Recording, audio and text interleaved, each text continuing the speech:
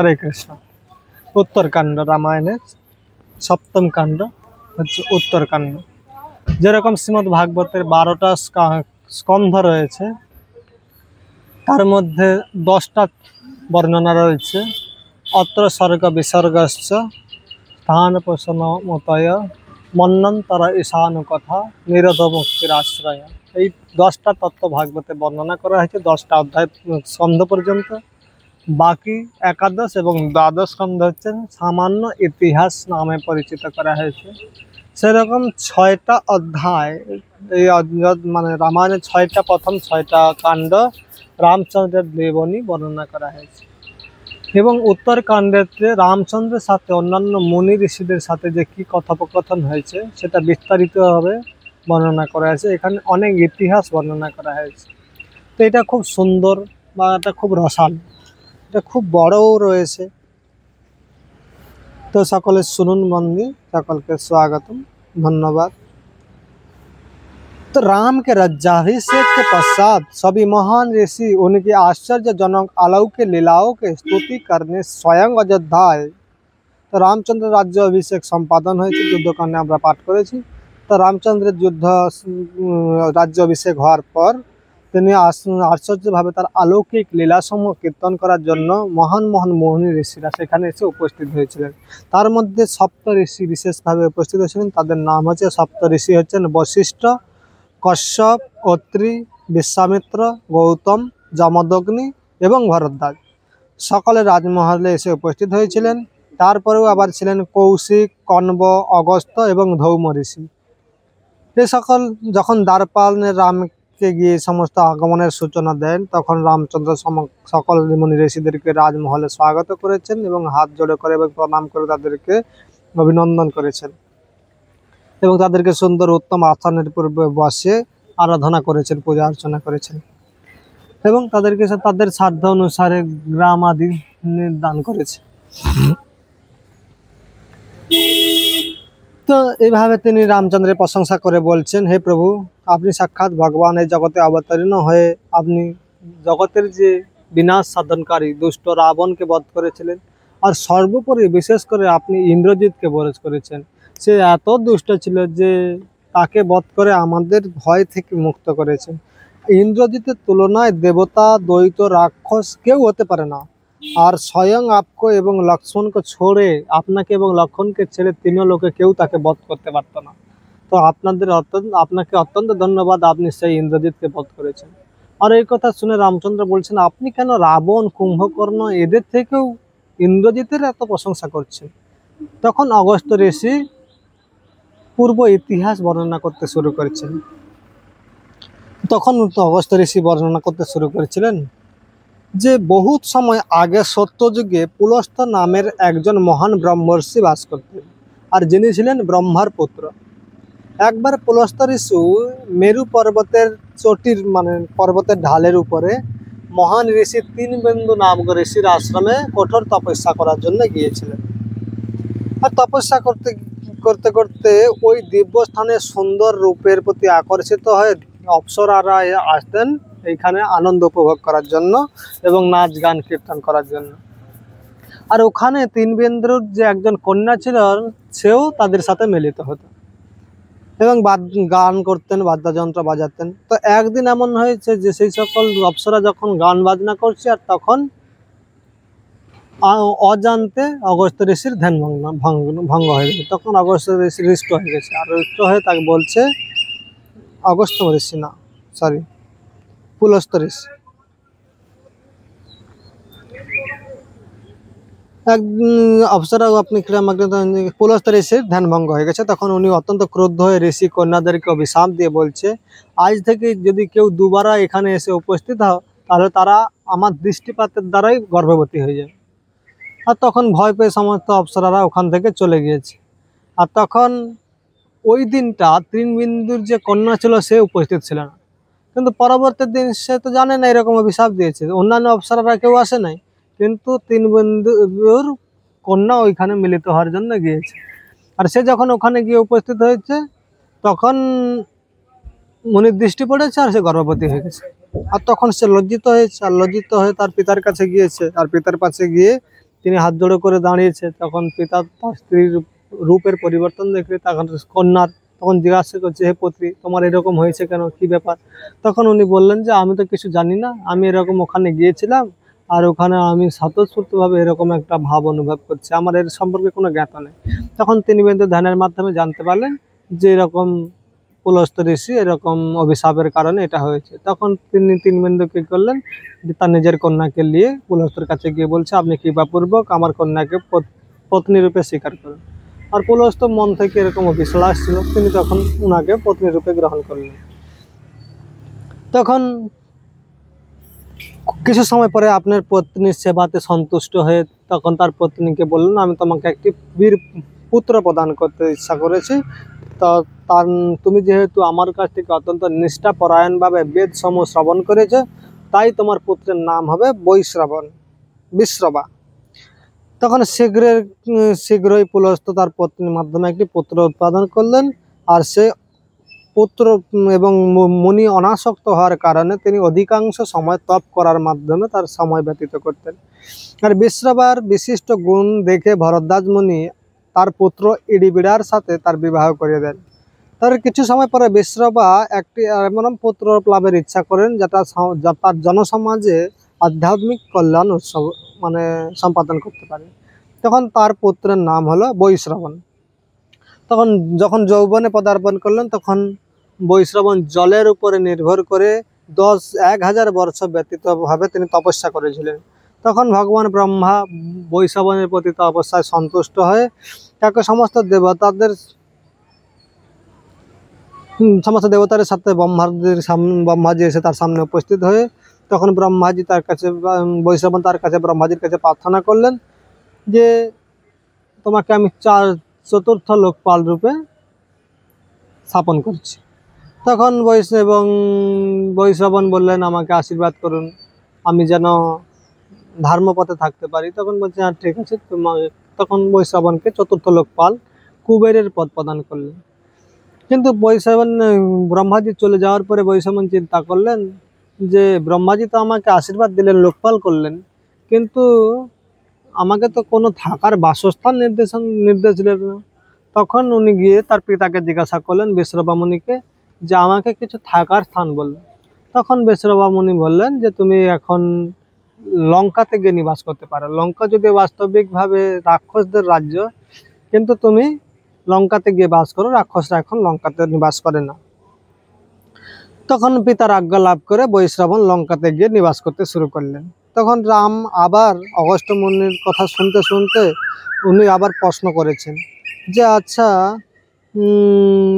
कि परिस्थिति राक्षस पहले लंका में रहने आए थे, मैंने सुना है कि राक्षस मूलतः पुलस्त्य ऋषि के भंग से उत्पन्न हुआ था, किंतु अब ऐसा लगता है कि उनकी उत्पत्ति का दूसरा कुछ कारण है। तखन बोलছে যে আমি শুনেছি আগে রাক্ষসরা লঙ্কাতে নিবাস করত, এর উৎপত্তি সম্পর্কে আমার কাছে বর্ণনা করুন।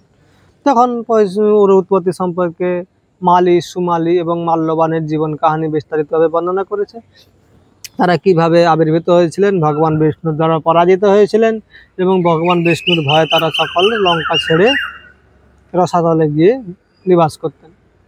পরবর্তীকালে যখন এক সময় মালিকে ভগবান বিষ্ণু বধ করে দিয়েছিলেন, আর মাল্যবান এবং সুমালি দুজনে তার সৈন্য সামন্ত নিয়ে রাক্ষসদেরকে নিয়ে রসাতলে বাস করতেন।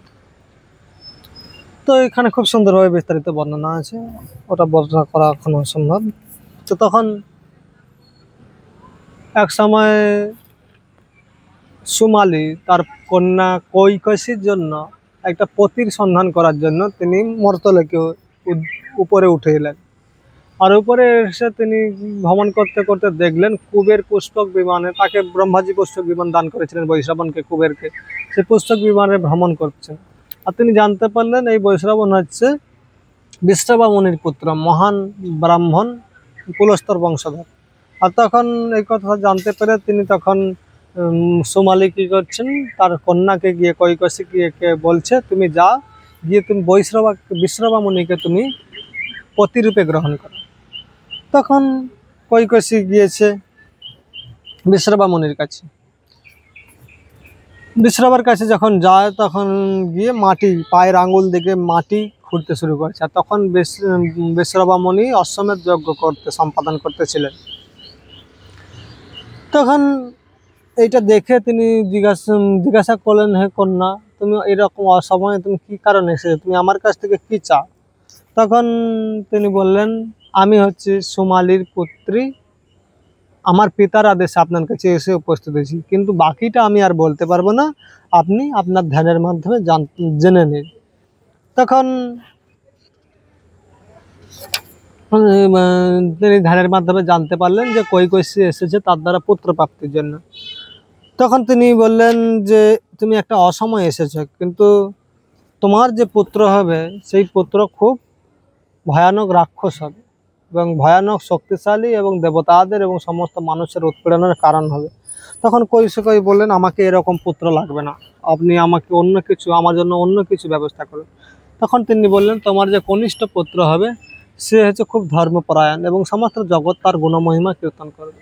তখন কৈকেয়ী রাজি হয়েছিলেন এবং তার 3 জন পুত্র 1 জন কন্যা হয়। প্রথম পুত্র দশানন, 10টা মাথা এবং 20টা হাত ভাবে 3 বাচ্চার আবির্ভূত হলেন। তারপরে দ্বিতীয় পুত্র হলো কুম্ভকর্ণ, তারপরে 3 নম্বরে হলেন শূর্পণখা এবং চতুর্থ নম্বরে সর্বকনিষ্ঠ ছিলেন বিভীষণ। তো এইভাবে তার 3 পুত্র এবং 1 কন্যা লাভ হয়। এবং যখন দশানন রাবণ আবির্ভূত হলেন তখন সমস্ত জগৎ পুরো একদম কম্পিত হতে শুরু করেছে, সকলে আতঙ্ক পেয়ে গেছে। কিন্তু যখন বিভীষণ আবির্ভূত হয় সমস্ত দেবতা খুব প্রফুল্লিত হয়েছে, তার উপরে পুষ্প বর্ষা করেছে। আর বিভীষণ তারপরে আবির্ভূত হয়ে কুম্ভকর্ণ আবির্ভূত হয়ে সমস্ত জগতে ঘুরে ঘুরে মুনি ঋষিদের ভক্ষণ করতে শুরু করেছে, অপ্সরাদের ভক্ষণ করতে শুরু করেছে। এইভাবে সে জগতের পুরো মহাকাল রূপে আবির্ভূত হয়েছেন। তখন এইভাবে দশানন তার মার মাধ্যমে লালন পালনে বড় হতে শুরু করেছে। আর বড় হতে তখন রামচন্দ্র আবার এখানে কোয়েশ্চেন করেছে, তো তাদের তপস্যা সম্পর্কে বর্ণনা করুন।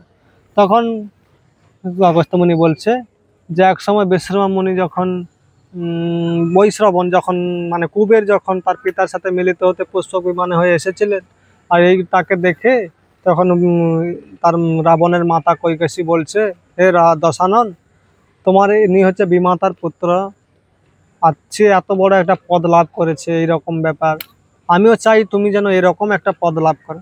প্রতিটা মায়ের একটা অভিলাষ থাকে তার সন্তান যেন আরো বড় হয়। দেখিয়েছে বৈশ্রবণ যদি এত বড় পদ লাভ করেছে, চতুর্থ লোকপাল হয়েছে, সুন্দর পুষ্পক বিভাগ লাভ করেছে, আমিও তোমাকে সেরকম দেখতে চাই। তখন এই কথা মায়ের মুখ থেকে শোনার পরে রাবণের হৃদয়ে একটা মানে হিংসা ভাব প্রকাশিত হয়েছে। তখন তিনি তপস্যা করতে শুরু করেছেন। তার তপস্যার বর্ণনা করে বলা হয়েছে যে রাবণ 10,000 বছর তপস্যা করেছিলেন অনাহারে। প্রতি 1000 বছর অন্তে একটা করে মস্তক ছেদন করে যজ্ঞে আহুতি দিতেন। আর কুম্ভকর্ণ তপস্যা করেছিলেন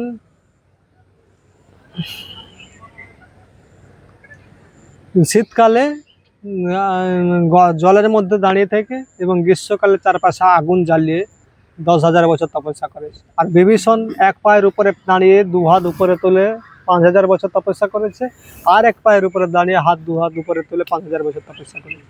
তখন রাবণ যখন তার অন্তিম শেষ 10 নম্বর মাথাটাকে কেটে আহুতি দিতে যাচ্ছিলেন, আর তখন ব্রহ্মাজি এসে উপস্থিত হয়েছে। তখন ব্রহ্মাজি এসে বলছে, হে দশানন, তোমার কি ইচ্ছা আমাকে ব্যক্ত করো। তখন রাবণ বললেন, আমার ইচ্ছা হচ্ছে আমি সব থেকে মৃত্যুকে ভয় পাই, তাই আমাকে অমরত্ব প্রদান করুন।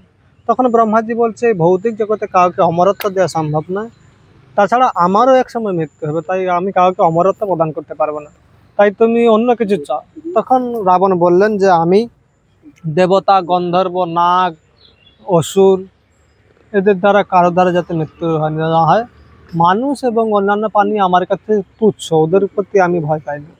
তখন ব্রহ্মা তাকে আশীর্বাদ করলেন এবং বললেন যে তুমি তারপরে এক্সট্রা তাকে আরও আশীর্বাদ করলেন যে তুমি আমাকে যে সকল মাথা নিবেদন করেছ সেই সকল মাথা তুমি আবার পূর্ণপ্রাপ্ত হবে, তোমার সমস্ত মাথাগুলি আবার তোমার কাছে চলে যাবে। তারপরে বললেন তুমি তোমার ইচ্ছা অনুসারে যে কোনো রূপ ধারণ করতে পারবে। তারপরে তিনি ব্রহ্মাজি ওখান থেকে বিভীষণের কাছে গেলেন। তখন বিভীষণকে গিয়ে বলছে, তোমার কি অভিলাষ? তখন বিভীষণ হাত জোড়ে বলছে, হে প্রভু, আপনাকে দর্শন করে আমার সমস্ত অভিলাষ পূর্ণ হয়েছে, আমার আর কিছু লাগবে না, বলছে তাও তুমি কিছু অভিলাষ কিছু চাও। তখন তিনি বললেন, আমি যেন সর্বদা ধর্মপথে থাকতে পারি, আমি সর্বদা যেন বৈদিক নির্দেশ পালন করতে পারি, আমি যেন কোনো পরিস্থিতিতে না বিচলিত না হই। আর তাছাড়া আমার প্রশিক্ষণ প্রাপ্ত না হওয়ার পরেও যেন আমি কোনো পরিস্থিতিতে ব্রহ্মাস্ত্র জ্ঞান আমি প্রাপ্ত হয়ে যেতে পারি, এবং যে কোনো পরিস্থিতিতে আমার প্রয়োজন পড়লে আমি ব্রহ্মাস্ত্র চালাতে পারি। এইভাবে তখন তিনি প্রসন্ন হয়েছেন। তখন ব্রহ্মা বলছেন, তুমি অলরেডি ধর্মপরায়ণ, তাই আমি তোমাকে দেবতাদের মতো অমরত্ব প্রদান করছি। একটু দেবতাদের অমরত্ব হচ্ছে তারা ব্রহ্মাণ্ড কল্প পর্যন্ত অবস্থান করতে পারে, এক কল্পে দেবতাদেরও মৃত্যু হয়, সেহেতু এক কল্প পর্যন্ত দেবতাদের মতো বর প্রদান করলেন অমরত্ব। এইভাবে ওখানে বিভীষণকে সন্তুষ্ট করার পর তিনি গেলেন কুম্ভকর্ণের কাছে। আর কুম্ভকর্ণের কাছে যখন গিয়েছে তখন দেবতারা ব্রহ্মাজির সাথে ছিল, তখন দেবতারা হাহাকার করছে, বলছে কুম্ভকর্ণ এখনই আবির্ভূত হয়েছে, সমস্ত জগৎকে শূন্য করতে শুরু করেছে, সাতটা অপ্সরাকে খেয়ে ফেলেছে, মহান মহান মুনি ঋষিদের খেয়ে ফেলেছে, অনেক দেব মানে মানুষকে খেয়ে ফেলেছে, বানরদের খেয়ে ফেলেছে। এখন থেকে যদি এরকম খাওয়া শুরু করেছে তো হাফ মানে শেষ হয়ে গেল, যদি তার আশীর্বাদ পেয়ে যায় তাহলে তো পুরো ব্রহ্মাণ্ড খালি হয়ে যাবে, আপনি অন্য কিছু একটা ব্যবস্থা করুন। তখন ব্রহ্মাজি মানসিক নির্দেশের মাধ্যমে সরস্বতীকে আগ্রহণ করলেন। তখন সরস্বতীকে বললেন, তুমি কুম্ভকর্ণের বাণীতে অবস্থিত হয়ে যাও। তখন সরস্বতী গিয়ে কুম্ভকর্ণের জিহ্বাতে উদিত হয়ে তিনি আশীর্বাদ চাইছেন যে আমি যেন অনেক বছর ধরে ঘুমাতে থাকি। তখন ব্রহ্মাজি তাড়াতাড়ি তথাস্তু বলে দিয়ে চলে গেছে। তখন কুম্ভকর্ণ যখন হুঁশ এসেছে, আরে আমি কি মহান ভুল করলাম, কি আমি নিশ্চয় দেবতাদের দ্বারা মোহিত হয়ে আমি এরকম ভুলভাল আশীর্বাদ চেয়ে বসেছি। তো এইভাবে তিনজনকে আশীর্বাদ দেওয়ার পরে রাবণ খুব শক্তিশালী হয়ে নিজের গর্বে সমস্ত কিছু মানে জগতে বিভ্রান্তিকর পরিস্থিতির সৃষ্টি করেছে। আর তখন সুমালি মালি মালি তো মৃত্যু হয়ে গেছে, সুমালি এবং মাল্যবান সমস্ত রাক্ষসদেরকে দিয়ে মর্তে আবার নিচে থেকে উপরে উঠে এসেছে, কারণ তিনি জানতে পেরে গেছে যে তার তিনজন নাতি বর প্রাপ্ত হয়ে বিশাল শক্তিশালী হয়ে গেছে। আর তখন সুমালি এসে দশগ্রীবকে গিয়ে বলছে, দশগ্রীব আর এই যে স্বর্ণলঙ্কা দেখছো, যেখানে তোমার বড় ভাই বিমাতার পুত্র নিবাস করে, এই স্বর্ণলঙ্কা অ্যাকচুয়ালি রাক্ষসদের। তুমি যদি বৈশ্রবণকে বুঝিয়ে বন্ধুত্ব করে ঘুষ দিয়ে যেন তেন প্রকারে বুঝিয়ে স্বর্ণলঙ্কা নিতে পারো, আর তাতেও যদি না হয় তাকে দণ্ড দিয়ে হলেও তুমি স্বর্ণলঙ্কা ফেরত নিয়ে নাও, আর ওই স্বর্ণলঙ্কা যদি তুমি কবজা করতে পারো আমি তোমাকে ওর রাজা বানিয়ে দেবো। তখন রাবণ তখন ওর নাম রাবণ হয়নি, তখন নাম ছিল দশানন। দশানন বলছে যে আপনি কি ভুলভাল বলছেন, উনি আমার বড় জ্যেষ্ঠ ভ্রাতা, আমি তার সাথে এরকম ব্যবহার কেন করতে যাব? তো আমি সাধারণ একটা রাজ্যের জন্য আমার জ্যেষ্ঠ ভ্রাতার সাথে শত্রুতা করতে চাই না। আর এই কথা শুনে সুমালি চলে গেছে। তখন সুমালির যে মন্ত্রী ছিল সেই প্রহস্ত নামে একজন এসে তিনি তখন রাবণের দশাননের সমালোচনা করে বলছে, তুমি এই প্রথম ব্যক্তি নয় যে তার ভাইদের সাথে শত্রুতা করছো। তার আগে হিরণ্যকশিপু, তারা ছিল অদিতির সন্তান, এবং দেবতারা ছিল দিতির সন্তান, এবং দেবতারা ছিল অদিতির সন্তান। কিন্তু তারা পূর্বে দিতি থেকে দ্বৈত আর অদিতি থেকে আদিত্য, আমি বলে গেলাম, যাই হোক। তো এইভাবে তারা পূর্বে যখন হিরণ্যকশিপুরকে বধ করার জন্য দেবতারা অনেক ষড়যন্ত্র করেছে, এইভাবে দেবতারা সমস্ত রাজ্যকে রাক্ষসদের হাত থেকে অসুরদের হাত থেকে ছিনে নিয়েছিল। সেই হেতু তুমি অযথা সুমালির সমালোচনা করছো, তোমার উচিত তার কথা মেনে নে। তখন দশানন ভালো করে বিচার করে দেখলেন না, ঠিক কথাই বলেছে। তখন দশানন কি করলেন, গিয়ে কুবেরের কাছে প্রহস্তকে পাঠিয়েছে, গিয়ে তুমি গিয়ে আমার কথা গিয়ে কুবেরকে জানো। তখন কুবেরকে যখন বলা হয় তখন কুবের বলছে যে রাবণকে বলো ওরকম শত্রুতা করতে না, সে যদি চায় আমরা দু ভাই একসাথেই লঙ্কাতে বাস করতে পারি, কারণ এই লঙ্কা আমার পিতা আমাকে প্রদান করেছে। ও যদি চায় আমার পাশে এসে থাকতে পারে, তাতে ক্ষতি কি আছে, দু ভাই আমরা থাকবো। কিন্তু রাবণ এটা চাইছিল না। তখন রাবণ ওখান থেকে বিশ্রবা মুনির কাছে গিয়ে গেছে। তখন বিশ্রবা মুনি ওকে বকা দিয়েছে। তারপরে যখন রাবণ চলে এলেন তখন প্রহস্ত চলে যাওয়ার পরে কুবের বৈশ্রবণ গিয়ে তার পিতার কাছে গিয়েছে। তার পিতাকে গিয়ে যখন বলে এরকম রাবণ আমার কাছে গিয়েছিল আর রাজ্য চেয়েছে, তখন ওই শ্রবণ মুনি বলছে, রাবণ আমার কাছেও এসেছিল, কিন্তু বর পেয়ে এত মানে কি বলা যায় অহংকারী হয়ে গেছে, কিটা করণীয় কিংটা অকরণীয় ও সব ভুলে গেছে, আর তাই ও এরকম ভাবে উত্তেজিত হচ্ছে। তুমি এক কাজ করো, ওকে আমি বকা দিয়েছি, ও আরো রুষ্ট হয়ে গেছে। অযথা নিজেদের মধ্যে শত্রুতা না করে তুমি ওই স্বর্ণলঙ্কা রাবণকে দিয়ে তুমি ওই হিমালয়ে গিয়ে অবস্থান করো। এই কথা শুনে তখন কুবের তার সৈন্য সামন্তদের নিয়ে লঙ্কা নগরী ত্যাগ করে তিনি গিয়ে হিমালয়ের পাদদেশে বাস করতে শুরু করলেন। আর এরপরে রাবণ লঙ্কা লাভ করাতে তখন সুমালি গিয়ে রাবণকে রাজা রূপে প্রতিষ্ঠিত করে। তারপরে রাবণ এত শক্তিশালী হয় গর্বে বিশাল মুনি ঋষিদের যাতনা দিতে শুরু করেছে, দেবতাদের যাতনা দিতে শুরু করেছে। এর সুন্দরভাবে বর্ণনা করা আছে।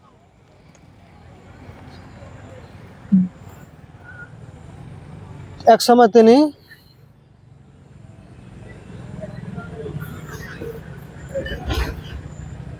ভ্রমণ করতে করতে দশগ্রীব তার বোন শূর্পণখার সাথে বিবাহ দিলেন দানবদের রাজা বিদ্যুৎজিতের সঙ্গে।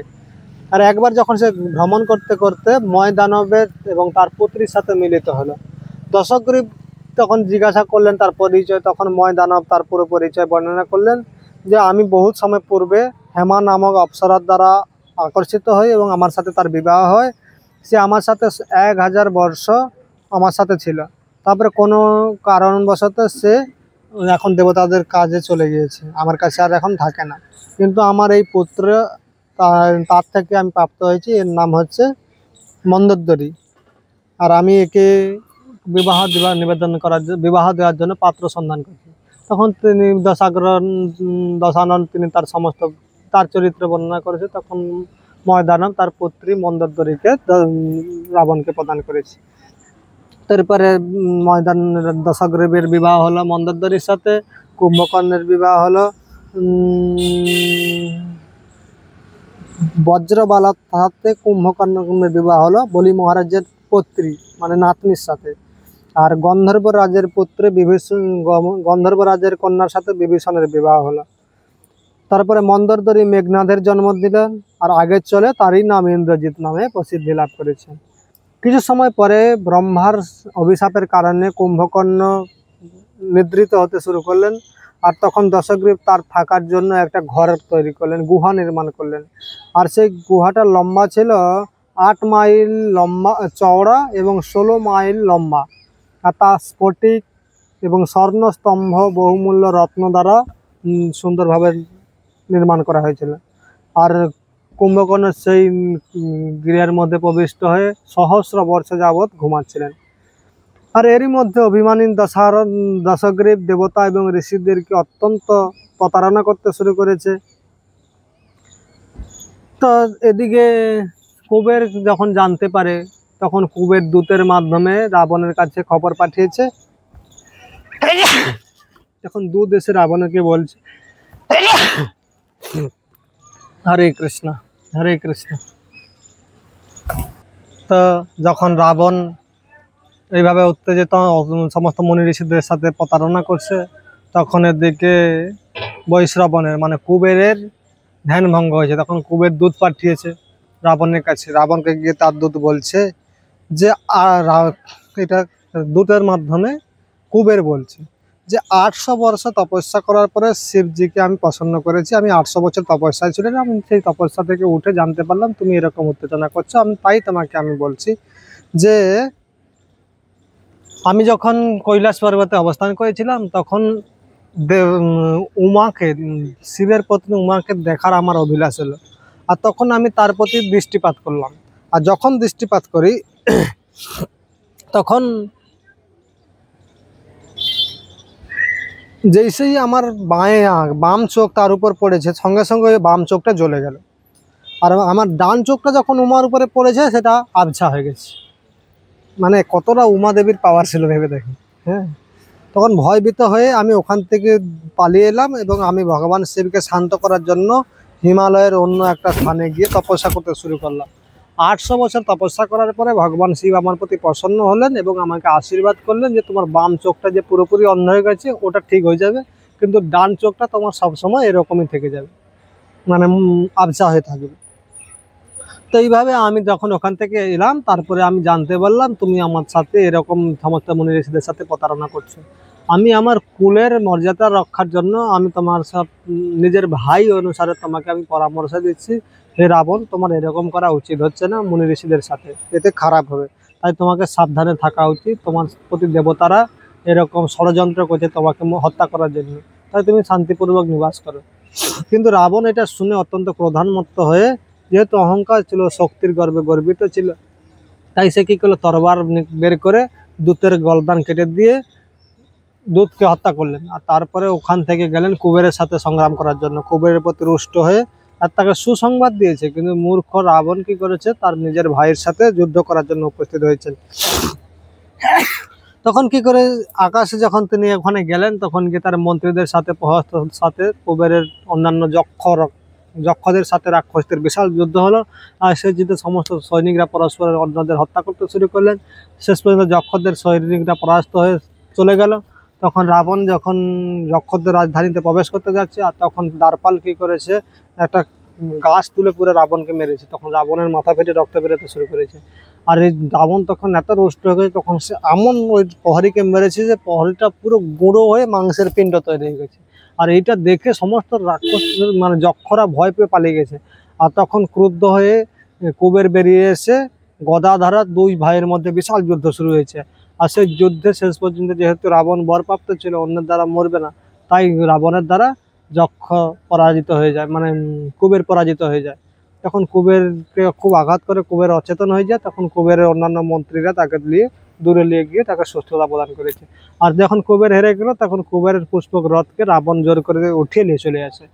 আর সেই রাবণ তখন কি করলেন, সেই পুষ্পক রথের উপরে চড়ে তিনি ভ্রমণের আনন্দ উপভোগ করতে শিখলেন। আর ওদের ভ্রমণ করতে করতে তিনি গিয়ে উপস্থিত হলেন, রাবণ গিয়ে উপস্থিত হলেন কৈলাস পর্বতে।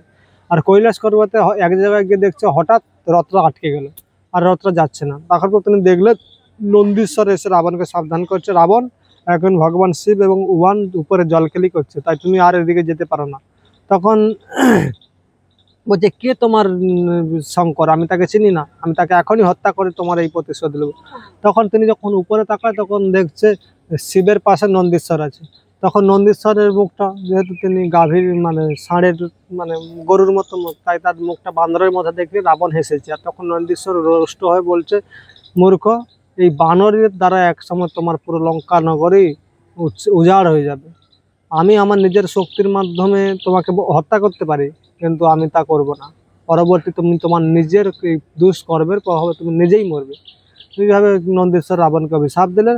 আর তখন রাবণ কি করলো, তার শক্তির গর্বে গর্বিত হয়ে কৈলাস পর্বতের নিচে হাতটা ঢুকে পর্বতকে উঠাতে শুরু করেছে। তখন উমাদেবী কি করেছে, হেলে গিয়েছে। আর তখন হেলে গিয়ে শিবকে ভালো করে জড়ে ধরেছে। আর তখন শিবজি রুষ্ট হয়ে এই আঙুলটা দিয়ে একটু দাবিয়ে দিয়েছে। তখন ওই পর্বতটা দাবিয়ে দিয়েছে, তখন রাবণের হাতটা পুরো চেপে গেছে। এইভাবে যখন হাত চেপে গেছে, তখন বিস্কট চিৎকার শুরু করেছে। আর সেই চিৎকার শুনে সমস্ত দেবতারা, ইন্দ্র, তারা ঐরাবত থেকে পড়ে গেছে, এরকম চিৎকার করেছে, ভয়ানক চিৎকার। সমস্ত মানে ব্রহ্মাণ্ডে কেঁপে উঠেছে তার চিৎকারে। তখন শিবজি তার চিৎকার শুনে তার নাম করলেন রাবণ, বিকট আওয়াজের জন্য তার নামকরণ করলেন রাবণ।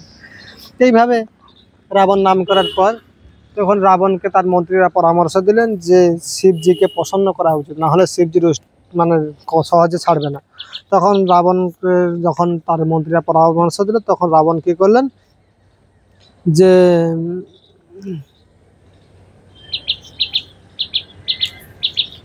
সামবেদ থেকে মন্ত্র উচ্চারণ করে শিবজিকে প্রসন্ন করতে চেষ্টা করলেন। তখন শিবজি 800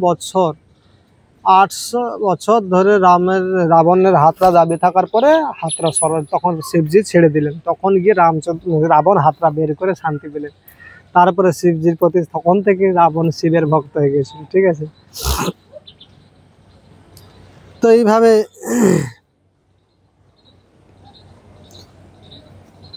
দশরথ শিবজির প্রসন্ন করে শিবজি কি করলেন, পুষ্পক রথে ভ্রমণ করতে করতে সারা পৃথিবী ভ্রমণ করতে শুরু করলেন এবং রাজাদের সাথে যুদ্ধ করে পরাস্ত করতে সই করলেন। যেসব রাজারা বুদ্ধিমান ছিল তারা কি করতো, রাবণের কাছে আত্মসমর্পণ করতো, আর কারো কেউ কেউ যুদ্ধ করতো এবং মারা যেত। তো এইভাবে তিনি অনেক কন্যাদেরকে হরণ করে করে তার রথের মধ্যে নিয়ে আসতো, এবং যে সকল কন্যারা স্বেচ্ছায় তাকে স্বীকার করতো তার সমস্ত বন্ধু বান্ধবদের হত্যা করে সে সকল কন্যাকে নিয়ে রাবণ জবরদস্তি বিবাহ করতো। তো এইভাবে সে সমস্ত পৃথিবী ভ্রমণ করতে করতে তো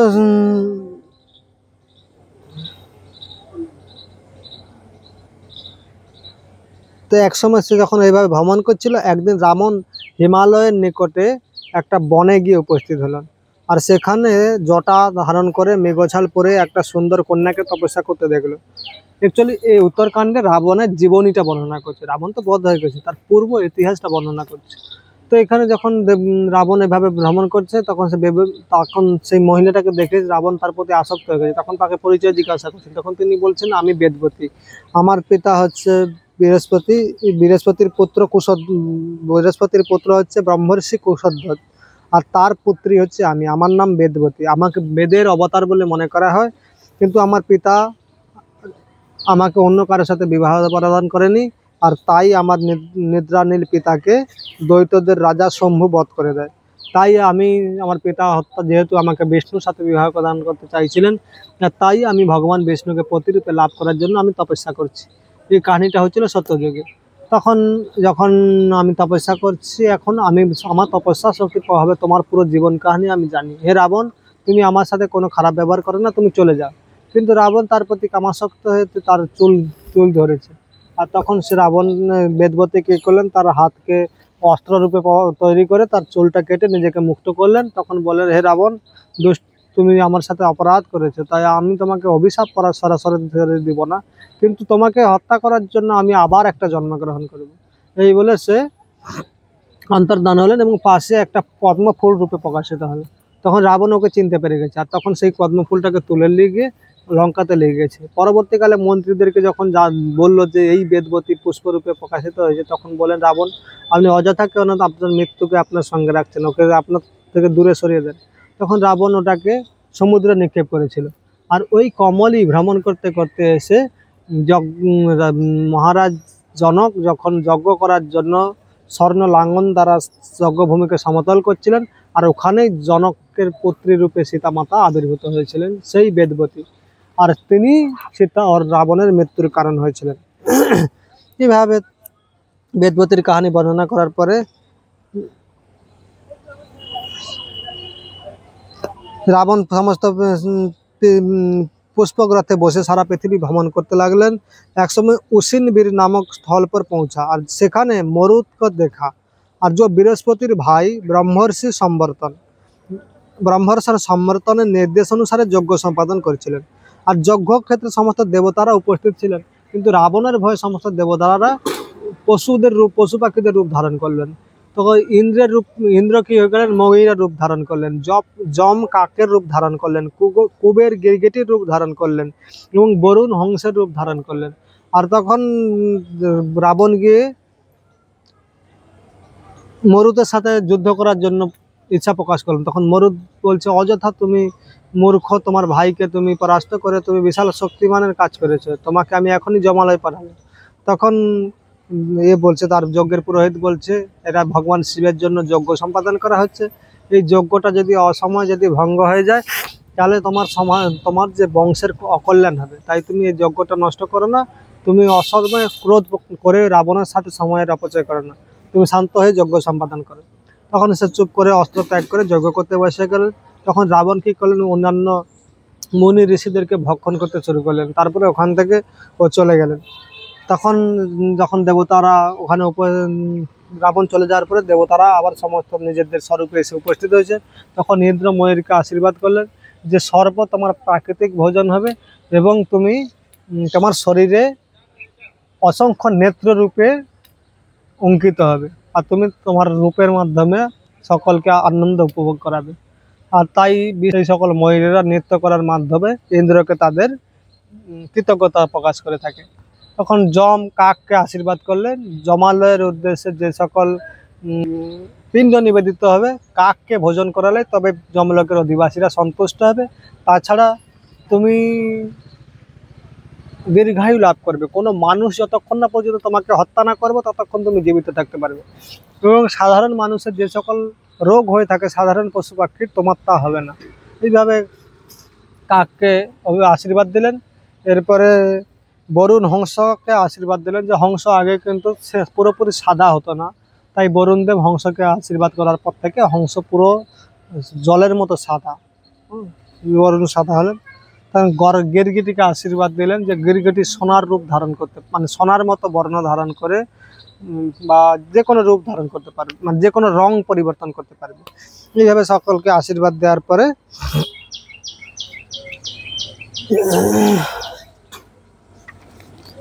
এইভাবে এক সময় রাবণ ভ্রমণ করতে করতে অযোধ্যাতে গিয়েছিলেন। আর অযোধ্যার তখনকার রাজা ছিলেন অনরণ্য।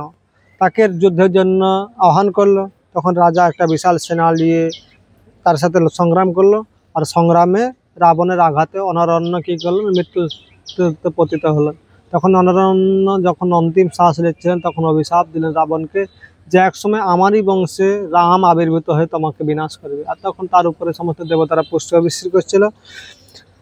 তো এইভাবে মহান মুনি ঋষিদেরকে যাতনা দিয়েছে। সেখান থেকে যখন সে রাবণ যাচ্ছিলেন তখন পথে তার সাথে নারদের সাথে দেখা হয়। তখন নারদ বললেন, হে রাবণ, তুমি এত শক্তিশালী, তোমাকে দেবতারা পর্যন্ত ভয় পায়, তুমি সাধারণ মানুষদেরকে কেন হত্যা করছো? তারা তো অলরেডি মর জীব, তাদের প্রতি তুমি কেন অত্যাচার করছো? তার থেকে তুমি দেবতাদেরকে যুদ্ধে পরাস্ত করার চেষ্টা করো। তখন বলছে, আপনি ঠিক কথা বলেছেন। তখন রাবণ ওখান থেকে গিয়ে লোকপালের যমরাজের কাছে গিয়েছে, যমরাজের সাথে যুদ্ধ করতে শুরু করেছে। তখন যমরাজ রুষ্ট হয়ে, রাবণ প্রথমে গিয়ে দেখছে কিছু কিছু জীব নরকে কষ্ট পাচ্ছে, কেউ কেউ আনন্দ উপভোগ করছে। তখন সে কি করছে, তার শক্তির দ্বারা সমস্ত যে সকল জীব নরকে কষ্ট পাচ্ছিল তাদেরকে মুক্ত করে দিয়েছে। আর এইটা দেখে সমস্ত যমদূতেরা রাবণের সাথে সংগ্রাম করে, সংগ্রামে যমদূতরা পরাস্ত হয়ে যায়।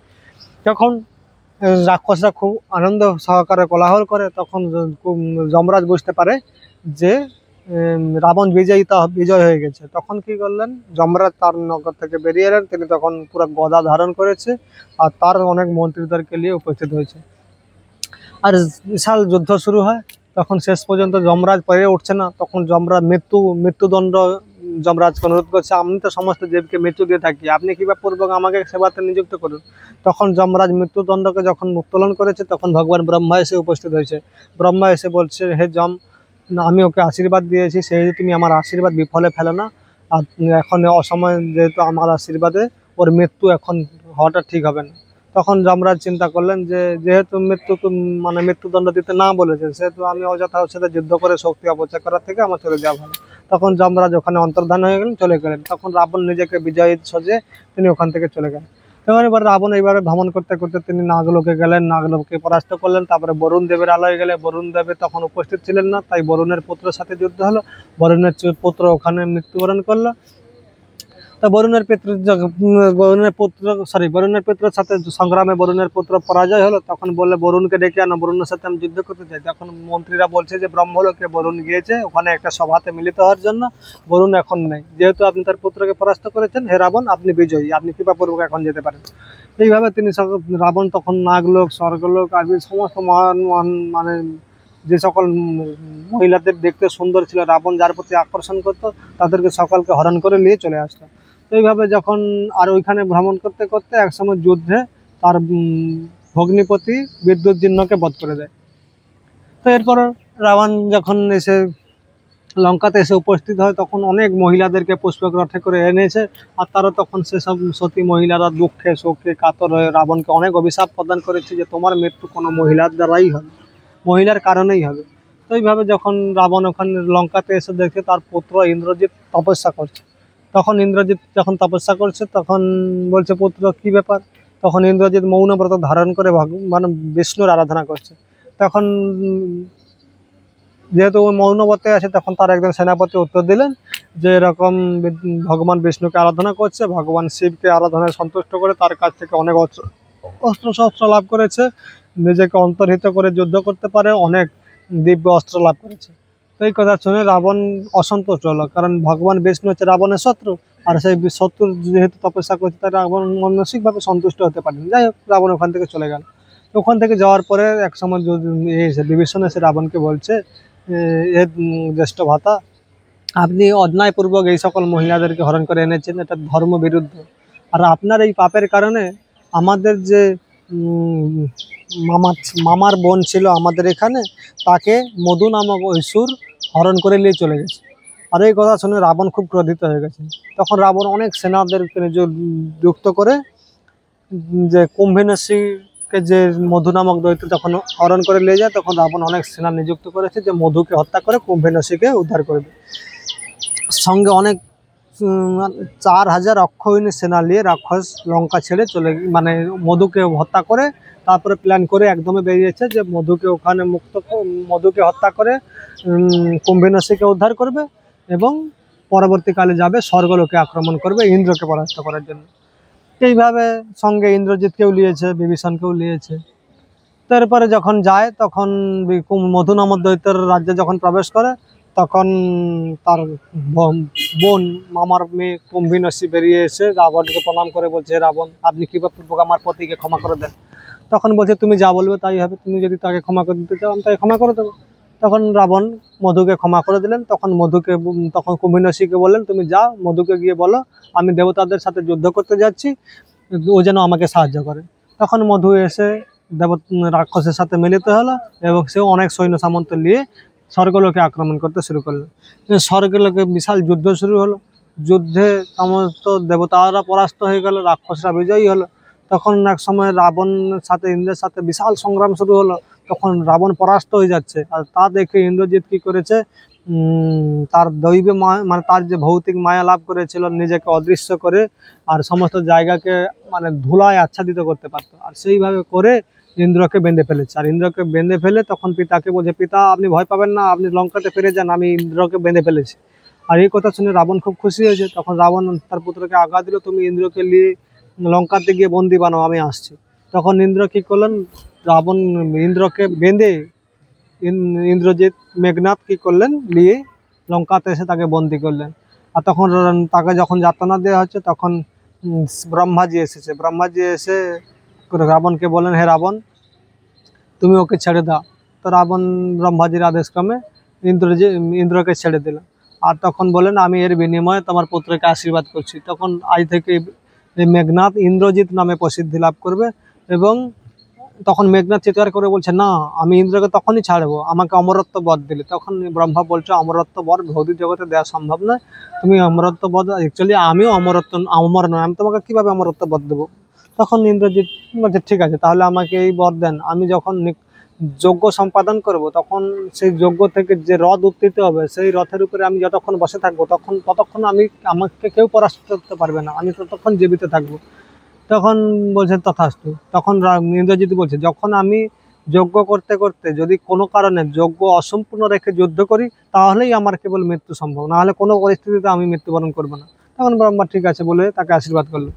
আর এই অবস্থাতেই লক্ষণ গিয়ে, যেহেতু কুম্ভমেলা যজ্ঞ সম্পাদন করেছিল, বিভীষণ আমরা আগে বলেছি যুদ্ধকাণ্ডে, আর এই সময় গিয়ে যখন যজ্ঞ সম্পাদন করেছিল, তখনই গিয়ে লক্ষ্মণ উনাকে বধ করেছিলেন। আর অ্যাকচুয়ালি লক্ষ্মণ বধ করেছিল, তার একটা বিশেষ শক্তি ছিল।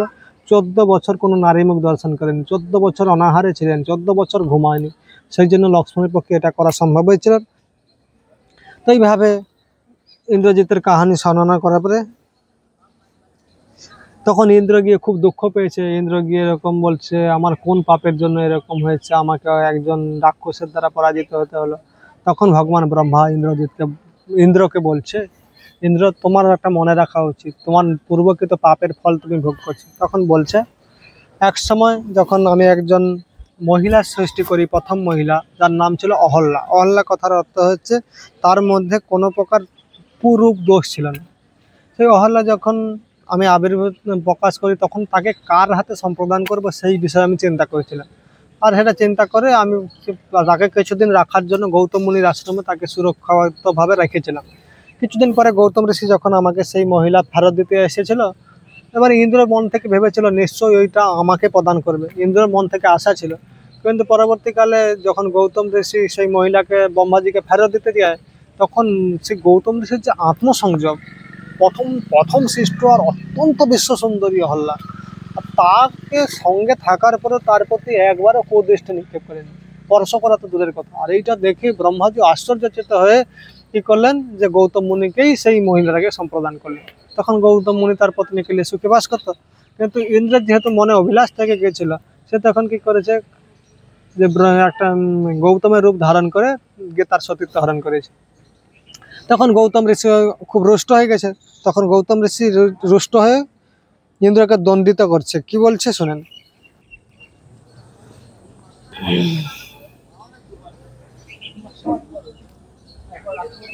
तब क्रोध में आकर आपको शाप दिया, अरे स्वर्ग के कामी राजा, किसी दिन युद्ध में लड़ते हुए तुम अपने शत्रु द्वारा पकड़े जाओगे। গৌতম ঋষি তোমাকে অভিশাপ করেছিল যে কোনো একদিন তুমি শত্রুদের সাথে লড়তে লড়তে তুমি তাদের দ্বারা বাঁধা হয়ে যাবে। আর এর অতিরিক্ত তোমার দ্বারা এই আরম্ভ ক্রিয়া ঘৃণিত কৃত্য, মানে এই অন্য স্ত্রীকে বলাৎকার করা শুরু করেছিল প্রথম ইন্দ্র। মানে ভেবে দেখুন, দেবলোক থেকে শুরু হয়েছিল এই ধর্ষণ। ঠিক আছে, তো ইন্দ্র যখন এই কাজটা শুরু করেছে, তখন গৌতম ঋষি বলছে তুমি যে এই কাজটা সৃজন করেছো, আজ থেকে প্রাকৃত জগতে যারা এই কাজ করবে তাদের যে পাপ হবে, সেই পাপের 50% তোমাকে ভোগ করতে হবে, আর 50% সাধারণ মানুষ ভোগ করে। তো এই জন্য ইন্দ্রের অনেক পাপ। ঠিক আছে, এখন যত মানুষ এরকম করছে তার 50% পাপ ইন্দ্র ভোগ করছে। ঠিক আছে, তারপরে আরো বলেছে শুনেন, যে তোমার অতএব আজ থেকে স্বর্গের পদও তোমাকে কখনো সুরক্ষিত থাকবে না, আজ থেকে স্বর্গও অসুরক্ষিত হয়ে যাবে। শুধু তোমার জন্য এই অপরাধগুলো প্রযোজ্য নয়, এর থেকে ভবিষ্যতে যত ইন্দ্র হবে, প্রতিকল্পে ইন্দ্র চেঞ্জ হয়। তো এখনকার ইন্দ্রের নাম পুরন্দর, পরবর্তী ইন্দ্র হবে বলি মহারাজ। বলি মহারাজ। তো এইভাবে প্রতিকল্পে ইন্দ্র ত্যাগ হয়, পরিবর্তন হয়। ইন্দ্র একটা পদ, কোনো দেবতা যে আমরা বলি সরস্বতী, দুর্গা, কালী, এটা একটা পদের নাম। যেরকম আমরা বলি প্রধানমন্ত্রী, মুখ্যমন্ত্রী, এটা কোনো একজন ব্যক্তি নয়, এটা একটা পদ। সেই রকম ইন্দ্র একটা পদ, বরুণ একটা পদ, কুবের একটা পদ, লক্ষ্মী একটা, সরস্বতী একটা পদ, এগুলো একটা পদের নাম। সেই অনুসারে বললেন যে আজ থেকে কোনোদিন ইন্দ্র পদও সুরক্ষিত হবে না, ইন্দ্র পদেও বিচ্যুত হওয়ার ভয় থাকবে। তো এইভাবে ইন্দ্রকে দণ্ডিত করার পরে অহল্যাকে দণ্ডিত করলেন, যে মূর্খ স্ত্রী, তোমাকে আমি অভিশাপ দিচ্ছি, তুমি আজ থেকে পাষাণী হয়ে এখানে থাকবে। তখন এবং সমস্ত স্ত্রীরা তোমার সৌন্দর্যে, তুমি যে বিশ্ব সুন্দরী, তোমার এই অহংকার নষ্ট হয়ে যাবে। আজ থেকে সমস্ত পৃথিবীর মহিলারা তোমার এই সুন্দরতার আংশিক রূপ লাভ করবে। তো এইভাবে অহল্যাকে অভিশাপ দিয়েছে। তখন অহল্যা বলছে, পতিদেব আমি নির্দোষ, আমার ও আপনার রূপ ধারণ করে আমার কাছে এসেছে, এর জন্য আমার কি দোষ আছে, আপনি অযথা কেন আমাকে অভিসম্পাত করছেন। তখন বলছে ঠিক আছে, পরবর্তীকালে ভগবান বিষ্ণু যখন রামচন্দ্র রূপে আবির্ভূত হবেন, তার চরণ স্পর্শে তুমি মুক্তি লাভ করবে। তো এইভাবে গৌতম মুনির যে সেই অভিশাপ, তখন এই কথা ইন্দ্রকে যখন বলেছে, তখন ইন্দ্র গিয়ে একটু শান্ত হয়েছে। তোমার যে এই যে বর্তমান পরিস্থিতি, এই গৌতম ঋষির অভিশাপের কারণে। তো ইন্দ্রজিতের অসাধারণ পরাক্রমের বিষয়ে শুনে রাম এবং লক্ষ্মণ খুব আচম্বিত হয়ে, এগুলো রাম লক্ষ্মণের সভাতে অগস্ত্য ঋষি বর্ণনা করছে। এটা শুনে রাম লক্ষ্মণ খুব আশ্চর্য হয়ে গেছে। তো একবার তখন অগস্ত্য ঋষি আবার বলছে, একবার আবার রামচন্দ্র কোয়েশ্চেন করেছে, আচ্ছা হে অগস্ত্য মুনি, আপনি এটা কি বলতে পারেন রাম কোনোদিন অন্যের দ্বারা পরাজিত হয়েছে, কোনো ক্ষত্রিয়ের দ্বারা রাবণ পরাজিত হয়েছে? তখন বলছে হ্যাঁ হয়েছে। তার দৃষ্টান্ত রাবণ তখন রামচন্দ্রকে শোনাচ্ছে, যে কোনো এক সময় কার্তবীর্য অর্জুন নামক হৈয়ের রাজা ছিল। সে কার্তবীর্য অর্জুন কি করেছে, এক সময় রাবণ ভ্রমণ করতে করতে নর্মদা নদীর তীরে গিয়ে উপস্থিত হয়েছে। আর নর্মদা নদীর তীরে গিয়ে উপস্থিত হয়ে তার মন্ত্রীদের এবং রাক্ষসদের বলছে যে নর্মদা অত্যন্ত পবিত্র নদী, তোমরা এতে অবগাহন করো, এখানে অবগাহন করে আমরা ভগবান শিবের পূজা করব। আর সে রাবণের সাথে সবসময় একটা শিবলিঙ্গ থাকতো। তো রাবণ নর্মদা নদীতে স্নান করেছে, শ্বেত বস্ত্র পরিধান করেছে, শিবলিঙ্গকে বালির উপরে স্থাপন করে শিব পূজা করছে এবং নৃত্য গীত করছে রাবণ। আর এমন সময়ে কার্তবীর্যার্জুন সেই নর্মদা নদী ওখান থেকে 4 মাইল দূরে কার্তবীর্যার্জুন অনেক স্ত্রীদের নিয়ে জল ক্রীড়া করছিল। আর সে স্ত্রীদেরকে খুশি করার জন্য তার 1000 হাত ছিল, সে 1000 হাত এরকমভাবে জলকে পুরো আটকে দিয়েছে। আর তখন জল যখন আটকে দিয়েছে, তখন জলের গতিরোধ হয়ে গেছে, তখন জল এসে উল্টা দিকে প্রবাহিত হতে শুরু করেছে। আর যখন উল্টা দিকে প্রবাহিত করেছে, তখন মন্ত্রীদেরকে রাবণের দিকে বলেছিল যে তোমরা ফুল আনো, আমি শিবকে অর্পণ করব। সেই ফুল শিবলিঙ্গের কাছে রাখা ছিল। আর পরবর্তীকালে যখন রাবণ কার্তবীর্যের জন্য এরকম জলটা আটকে দিয়েছে, তখন জল এসে প্লাবিত হয়ে সমস্ত ফুলগুলো ভাসিয়ে চলে গেছে। তখন রাবণ ক্রোধিত হয়ে গেছে, সেই সময় ফুলটা মাত্র শিবকে নিবেদন করবে এমন সময় জলটা ভাসিয়ে চলে গেছে। তখন রাবণ তার মন্ত্রীদের আজ্ঞা দিচ্ছে, দেখো তো কেউ কোনো বদমাশি করছে কিনা। তখন তারা ভ্রমণ করে করে জলে নেমে দেখে না, ওখানে পাশে কার্তবীর্য একজন মহিলাদের সাথে জলকেলি করছে। তখন রাবণ রুষ্ট হয়ে তার সাথে যুদ্ধ করার জন্য গিয়েছে। তখন যখন যুদ্ধ করতে যায়, তখন তার যে কার্তবীর্যের জন্য যে সকল সৈন্য সামন্ত ছিল তারা গিয়ে রাবণকে বললো, এখন সে মহিলাদের সাথে আনন্দে মত্ত আছে, এই সময় গিয়ে আপনি তাকে অযথা রুষ্ট করবেন, তাহলে কিন্তু আপনার বিনাশ নিশ্চিত। কিন্তু ও রাবণ কোনো না শুনে তার সাথে যুদ্ধ করতে গিয়েছে। তখন রাক্ষসদের সাথে হইয়ের যে সৈন্যরা ছিল তাদের সাথে সংগ্রাম হয়েছে, তাতে রাক্ষসরা জয়ী হয়ে গেছে আর ওর এরা সব পরাস্ত হয়ে গেছে। তখন অন্যান্য মন্ত্রীরা গিয়ে খবর দিয়েছে কার্তবীর্যার্জুনকে যে এরকম রাবণ এরকম বদমাশি করছে। তখন কার্তবীর্যার্জুন রুষ্ট হয়ে একদম বেরিয়ে এসেছে গদা হাতে করে, আর এসে রাবণকে পরাস্ত করে রাবণকে ভালো দড়ি দিয়ে বেঁধে ফেলেছে, আর বেঁধে তাকে নিয়ে গেছে হই হই রাজ্যে। আর নিয়ে যখন যায় তখন পুলস্ত্য ঋষি তখন এসে উপস্থিত হয়েছে। তখন পুলস্ত্য ঋষি এসে দেখছে যে তার পৌত্র মানে নাতি, রাবণ নাতি হয় পুলস্ত্য মুনির, পুলস্ত্যর পুত্র হচ্ছে বিশ্রবা, আর বিশ্রবা মুনির পুত্র হচ্ছে রাবণ। যেহেতু পুলস্ত্য ঋষি ছিল ব্রহ্মার পুত্র, সেই তাকে সম্মান করার জন্য কার্তবীর্যের জন্য উঠে তাকে স্বাগত করেছে, হাত পাত অর্ঘ্য দিয়েছে, তাকে প্রণাম করেছে। তখন পুলস্ত্য মুনিকে বলছে যে আপনার কি আদেশ আমাকে বলুন, আমি সে সেবা করার জন্য প্রস্তুত আছি। তখন পুলস্ত্য ঋষি বলছে যে আপনি কৃপাপূর্বক রাবণকে বন্ধন মুক্ত করে দেন, কারণ আপনি আপনার বন্ধনের মাধ্যমে আপনি যে রাবণের থেকে শক্তিশালী তা প্রদর্শন করেছেন। তখন কার্তবীর্যার্জুন রাবণকে মুক্ত করে দিল এবং তাকে অনেক প্রকার উপহার প্রদান করলো।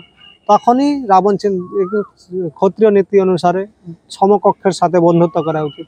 তখন রাবণ এবং কার্তবীর্যার্জুনের সাথে বন্ধুত্ব হয়েছিল, অনেকদিন যাবৎ রাবণ ওইখানে নিবাস করেছিল। আর এক সময় যখন ওখান থেকে যায়, ওখান থেকে গিয়ে রাবণ বালির সাথে যুদ্ধ করতে চাইছিল। তখন যখন ও কিষ্কিন্ধাতে গিয়ে রাবণ উপস্থিত হয়, তখন সুগ্রীব, হনুমান, অন্যান্য বানররা তাকে পরামর্শ দিল যে এখন বালি নেই এখানে, আর আপনি ওর সাথে যুদ্ধ করেন না, অযথা বালি 4টা সমুদ্রে প্রার্থনা করতে গিয়েছে। তখন রাবণকে দেখাচ্ছে যে এই যে এত অস্থি মানে হাড্ডিগুলো পড়ে আছে দেখেছেন, এগুলো মহান মহান ক্ষত্রিয়দের হাড্ডি, বালি এদেরকে সবাইকে বধ করেছে, তার জন্য আপনি অযথা ওকে লাগাবেন না, তাহলে আপনারও মৃত্যু নিশ্চিত। তখন রাবণ নিজের অহংকারে মত্ত হয়ে ও চিন্তা করলো এই অবস্থায় বালির সাথে যুদ্ধ করবে। আর বালি তখন দক্ষিণ সমুদ্রে গিয়ে সমুদ্র দেবের কাছে প্রার্থনা করছে, 4টা সমুদ্রে গিয়ে প্রার্থনা করার ব্রত নিয়েছে। তো বালি যখন হাত জোড়া করে সমুদ্রের দিকে মুখ করে তপস্যা করে, তখন রাবণ চিন্তা করলো যে এই এই অবস্থাতে বালিকে ধরতে হবে। তখন ও পা টিপে টিপে টিপে টিপে করে বালির কাছে যাচ্ছে, আর তখন বালির চোখের কণা থেকে রাবণকে দেখে নিয়েছে পেছনে। তখন বালি চুপচাপ প্রার্থনা করে যাচ্ছে, আর ঠিক রাবণ যখন পাশে গিয়েছে তখন রাবণকে ধরে বগলে ঢুকে দিয়েছে। বগলে ঢুকিয়ে মনের থেকেও গতিতে উড়ে 4টা সমুদ্রে গিয়ে প্রার্থনা করেছে। রাবণ ওই 4টা সমুদ্রে প্রার্থনা করেছে তার বগলে দাবা না অবস্থা, তাকে দাবিয়ে রেখে রাবণ এত শক্তিশালী ছিল ভেবে দেখেন, দেবতারও তার কাছে পারতো না, আর সেই বালি কি করেছে তাকে বগলে দাবিয়ে রেখেছে।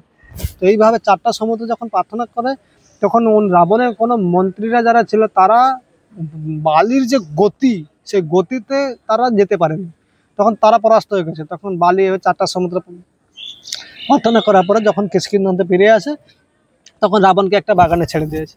তখন রাবণ বুঝতে পেরেছে বালি সাধারণ ব্যক্তি নয়, তখন বালির কাছে ক্ষমা চেয়েছে এবং বালির সাথে বন্ধুত্ব স্থাপন করেছে। এরপরে বালি এবং আগুন জ্বালিয়ে দুজনের মৈত্রী বন্ধুত্ব বন্ধনে আবদ্ধ হয়েছে। এরপরে 1 মাস যাবৎ কিষ্কিন্ধাতে রাবণ ছিল এবং বালির সাথে অসাধারণ আদান প্রদান হয়েছিল। তো এইভাবে বালির সাথে রাবণের অত্যন্ত ঘনিষ্ঠপূর্ণ আলাপ আলোচনা হয়েছে। তো এরপরে আরো সুন্দর সুন্দর কাহিনী বর্ণনা করতে করতে রাবণের প্রশ্ন অনুসারে তো একসময় বলছে রামচন্দ্র বলছে, আচ্ছা আমার তো মনে হয় হনুমান যে শক্তিশালী, সেই অনুসারে এই যখন বালি এবং সুগ্রীবের সাথে শত্রুতা হয়, তখন তো হনুমান তো যদি চাইতো তাহলে তো তাদেরকে পরাস্ত করতে পারত, বালিকে সহজে সুগ্রীবকে সহযোগিতা করতে পারত। কারণ আমার মনে হয় না হনুমান যে শক্তি এর কাছে অন্য কেউ পেরে উঠবে। আমি যে এত বড় লঙ্কা জয় করেছি, এর মতো একমাত্র সহযোগী হিসাবে আমি হনুমানকেই মনে করি। তখন অগস্ত্য মুনিকে বলছে যে আপনি যদি কৃপা করে হনুমানের চরিত্র সম্পর্কে আমাকে একটু শোনান, তাহলে আমি খুব খুশি হব। আর হনুমানও সেই সভাতে উপবেশে মানে বসেছিল, তিনিও এই সব কথাগুলো শুনছিলেন। তখন হনুমানের খুব খুশি লেগেছে নিজের জীবনী শুনবে। তখন অগস্ত্য মুনি তার জীবনী বর্ণনা করছে। তো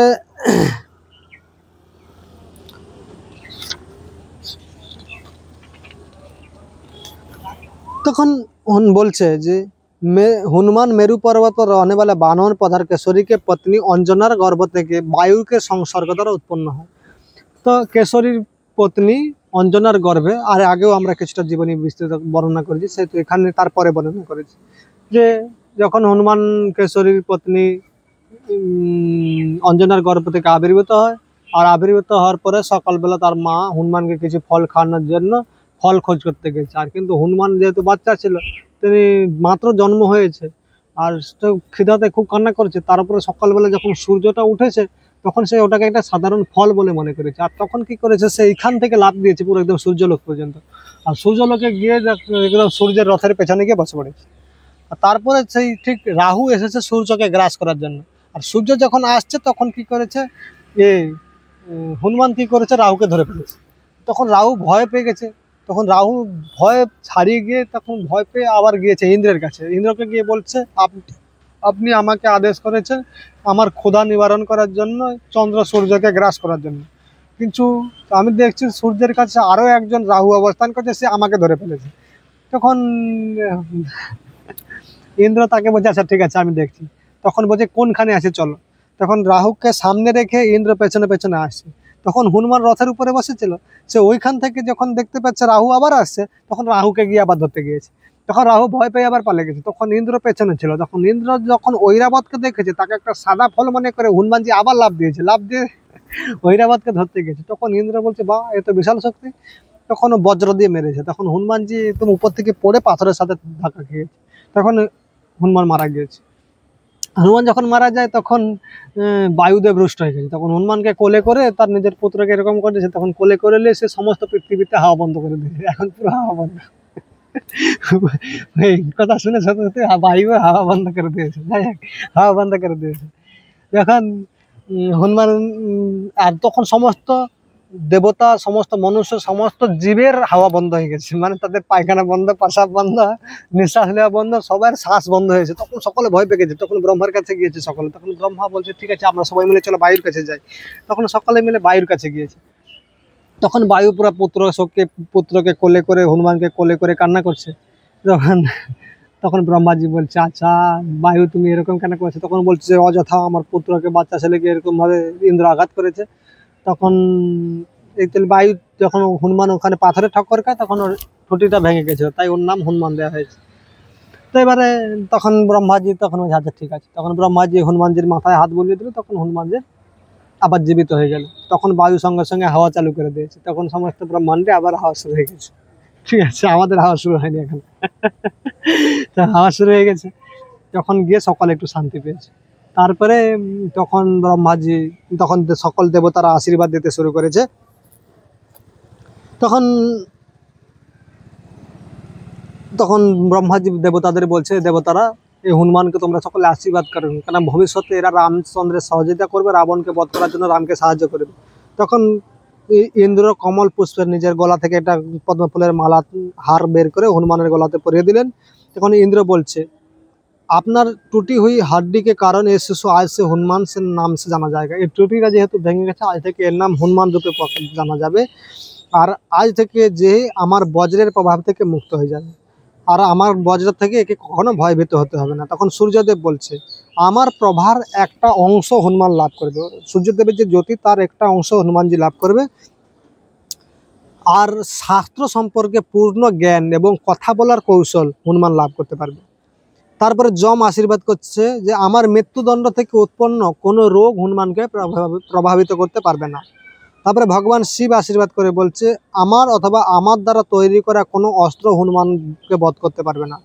তখন বিশ্বকর্মা বলছেন যে আমি বরদান দিচ্ছি যে আমার দ্বারা নির্মিত কোনো অস্ত্র হনুমানকে বধ করতে পারবে না।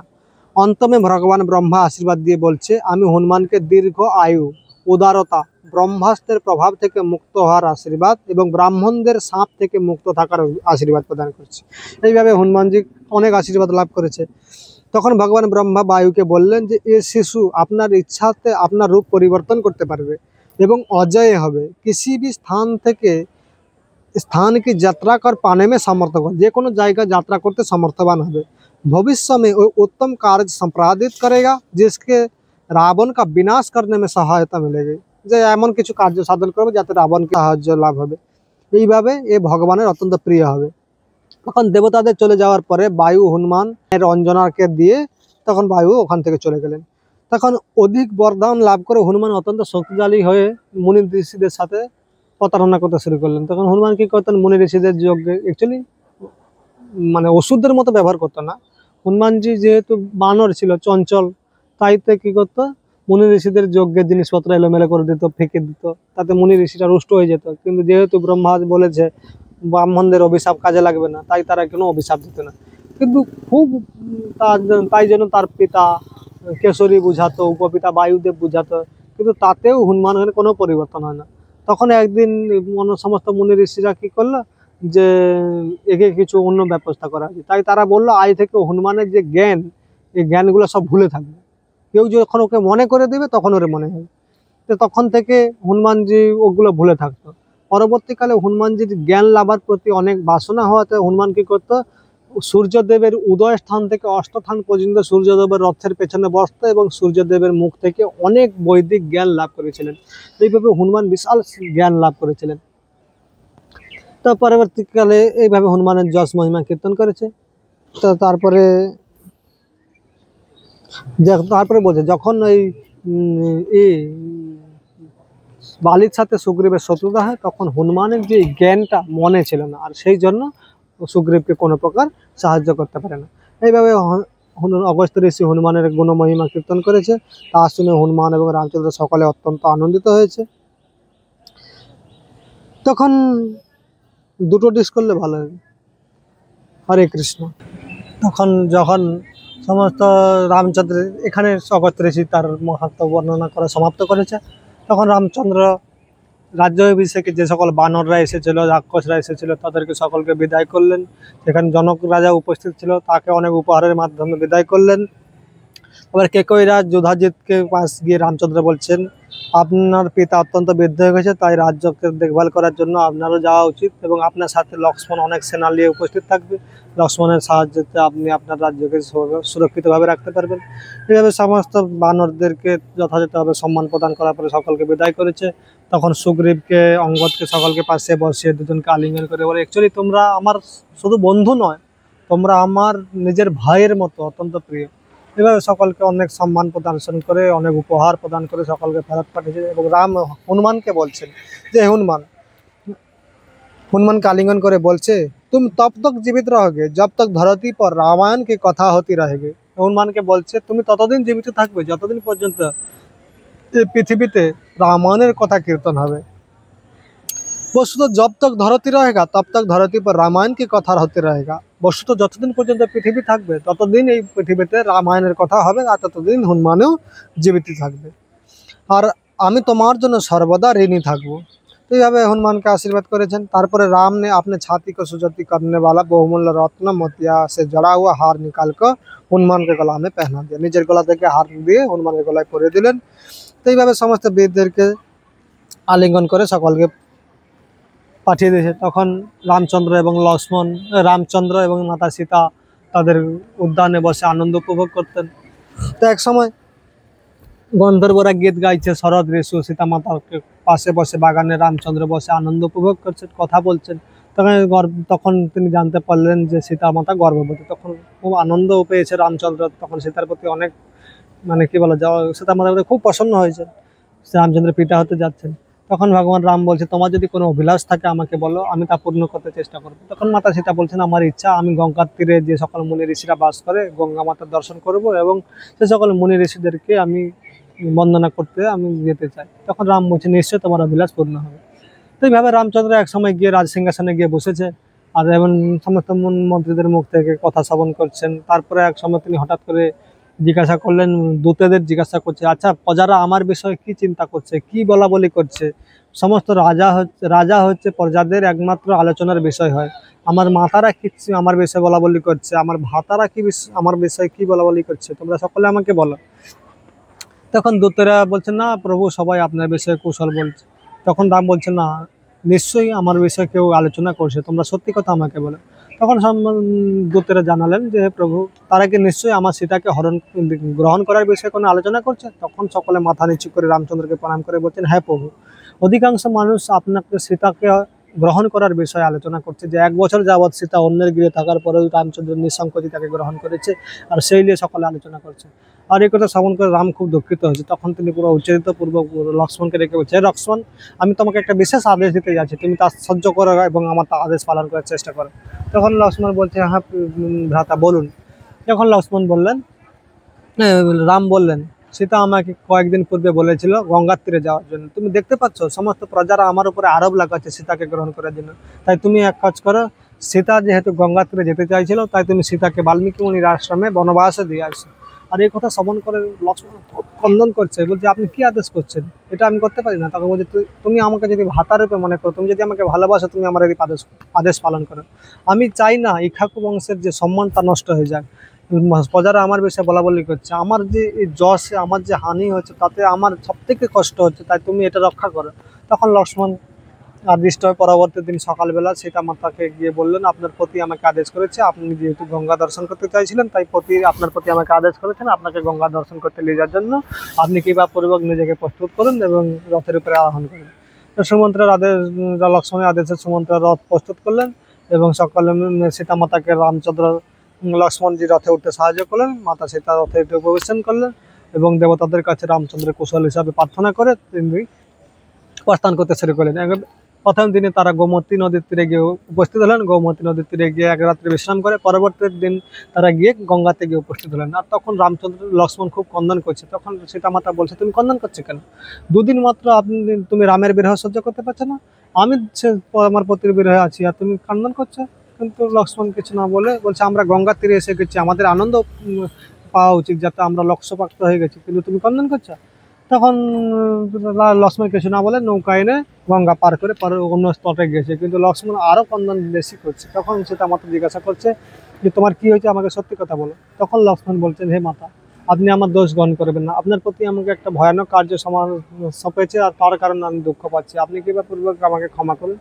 এবং তিনি তখন লক্ষ্মণ বললেন যে, আপনার প্রতি আমাকে আদেশ করেছে, তাকে সমস্ত প্রজারা আরোপ লাগাচ্ছে আপনাকে গ্রহণ করার জন্য, সে তাই তার নিজের এই বদনাম সহ্য করতে না পেরে সে আপনাকে বনবাসে পাঠিয়েছে। তাই আপনি কৃপাপূর্বক তাকে ক্ষমা করুন এবং আমাকে ক্ষমা করুন। আপনি কৃপাপূর্বক পাশে বাল্মীকি মুনির আশ্রম রয়েছে, অত্যন্ত সুন্দর, আপনি ওখানে গিয়ে নিবাস করুন। আর এই কথা যখন শ্রবণ করেছে সীতামাতার যে কত দুঃখের জনক কাহানি, এই কথা শ্রবণ করে যে আমি রামচন্দ্র যখন বনবাসে গিয়েছিলাম, আমি তার সাথে সেই দুঃখের ভাগিদার হয়েছি, কিন্তু আজ আমাকে রাম পরিত্যাগ করছে। আর এটা দুঃখিত হয়ে তিনি তখন খুব কন্দন করছেন আর মূর্ছিত হয়ে গেছেন। তখন রাম লক্ষ্মণ মাতাকে সেটাকে পরিক্রমা করে প্রণাম করে ওখান থেকে ফিরে চলে এসেছেন। তখন সুমন্ত্রকে নিয়ে আসছে আর খুব কন্দন করছে। তখন সুমন্ত্র বলছে, হে লক্ষ্মণ, তুমি অযথা দুঃখ প্রকাশ করো না, দুঃখ পেও না, এটা তোমার পিতাকে অলরেডি ভবিষ্যতে বলা হয়েছিল। আর আমাদের অনুরোধে দশরথ কাউকে কিছু বলেনি, কারণ একটা জীবন রামচন্দ্রকে তার পত্নীর শোকে বাস করতে হবে, এটা পূর্বে ভবিষ্যৎবাণী করা হয়েছে, এটা আমি একমাত্র জানতাম। তখন বলছে, তাহলে সেই কথা আমাকে শোনান, কি বিষয়? তখন বলছেন, এক সময় ভৃগুমুনি এবং তার পত্নী বাস করতেন। তো ভৃগুমুনি এবং তার পত্নী বিশাল মহান তপস্বী ছিলেন। তো তিনি দৈত্যদের সুরক্ষা প্রদান করার জন্য বচন দিয়েছিলেন যে দৈত্যদের সমস্ত পরিস্থিতিতে তাকে সুরক্ষা প্রদান করবে। তো যখন দেবতাদের যুদ্ধে দৈত্যরা নিহত হতো, তখন তারা ভৃগুমুনির পত্নী শরণাপন্ন হতো, তখন তিনি দৈত্যদের সুরক্ষা প্রদান করতেন। আর তাই ভগবান বিষ্ণু রুষ্ট হয়ে তার গর্দান ছেদন করে, তাকে মানে সুদর্শন ধরে তার মস্তক ছেদন করে, তখন সে মাতাজি মারা যায়। তখন ভৃগুমুনি রুষ্ট হয়ে ভগবান বিষ্ণুকে অভিশাপ দেয় যে তোমাকেও একসময় মনুষ্যরূপে আবির্ভূত হতে হবে এবং তোমাকেও তোমার পত্নীর বিরহে বাস করতে হবে। তারপরে ভৃগুমুনি যখন তার চেতনা এলো, তখন বুঝতে পারছে আরে ভগবান যে কোনো কিছু করতে পারে, আমি তাকে অযথা অভিশাপ দিলাম। তাই তিনি ভগবানের কাছে প্রার্থনা করলেন যে আমার এই অপরাধের জন্য আমাকে ক্ষমা করে দেন। তখন ভগবান বললেন, না ঠিক আছে, এটা আমি তোমার সাদরে গ্রহণ করছি এবং তোমাকে আমি ক্ষমা করছি। আর সেই অভিশাপ পরবর্তীকালে ভগবান রামরূপে আবির্ভূত হয়েছিলেন, তাই তার অন্তিম জীবন তার পত্নী বিরহে পালন করতে হবে, সেটা ভৃগুমুনির অভিশাপ ছিল। তাই সেই রামচন্দ্র অন্তিম সময় সীতামাতার বিরহ অনুভব করবেন। তখন সীতামাতা যখন ওখান থেকে চলে গেলেন, তখন রাম লক্ষ্মণ আর ওদিকে বাল্মীকি মুনি যখন জানতে পারলেন যে সীতামাতা উপস্থিত হয়েছেন, তখন বাল্মীকি মুনি ওখানে এসে উপস্থিত হলেন। তার কয়েকজন শিষ্যদের এবং শিষ্যদের নিয়ে তখন সীতামাতাকে স্বাগত করলেন যে, হে পুত্রী, আমি তোমার বিষয় সম্পূর্ণরূপে অবগত, তুমি চিন্তা করো না। আজ থেকে আমার আশ্রমকে তোমার নতুন ঘর বলে মনে করো এবং এখানে তুমি নিবাস করো। আমার যে সকল শিষ্যরা রয়েছে তারা তোমার যথাযথভাবে সেবা করবে। এইভাবে সীতামাতাকে বাল্মীকি মুনি ওখান থেকে নিয়ে গেলেন। তখন এদিকে লক্ষ্মণ এবং সুমন্ত্র যখন অযোধ্যাতে গিয়ে উপস্থিত হয়, তখন দেখছে রাম পত্নীর বিরহে অত্যন্ত কাতরে তিনি মাথা নত করে 3-4 দিন ধরে রাজকার্য থেকে অবহেলা করে বসে আছেন। তখন লক্ষ্মণকে রামচন্দ্রকে সান্ত্বনা দিলেন যে, প্রভু, আপনি একজন রাজা, আপনি যদি অযথায় রাজ্যের প্রতি অবহেলনা করেন তখন প্রজারা অসন্তুষ্ট হবে, তারা আরও আপনার প্রতি বলাবলি করবে। তাই আপনি কৃপাপূর্বক এরকম ত্যাগ করুন এবং আপনার রাজকার্য পরিচালনা করুন। তখন লক্ষ্মণ যখন রামচন্দ্রকে সান্ত্বনা দিলেন, তখন রামচন্দ্র খুব খুশি, একটু তার দুঃখ থেকে একটু রাহত হলো। তখন তিনি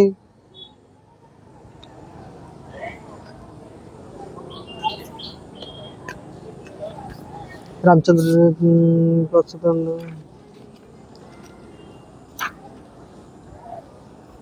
তখন রামচন্দ্র কি করলেন যে তার একটু মনকে শান্ত করার জন্য তার কিছু কাহানি বর্ণনা করতে শুরু করেছিলেন।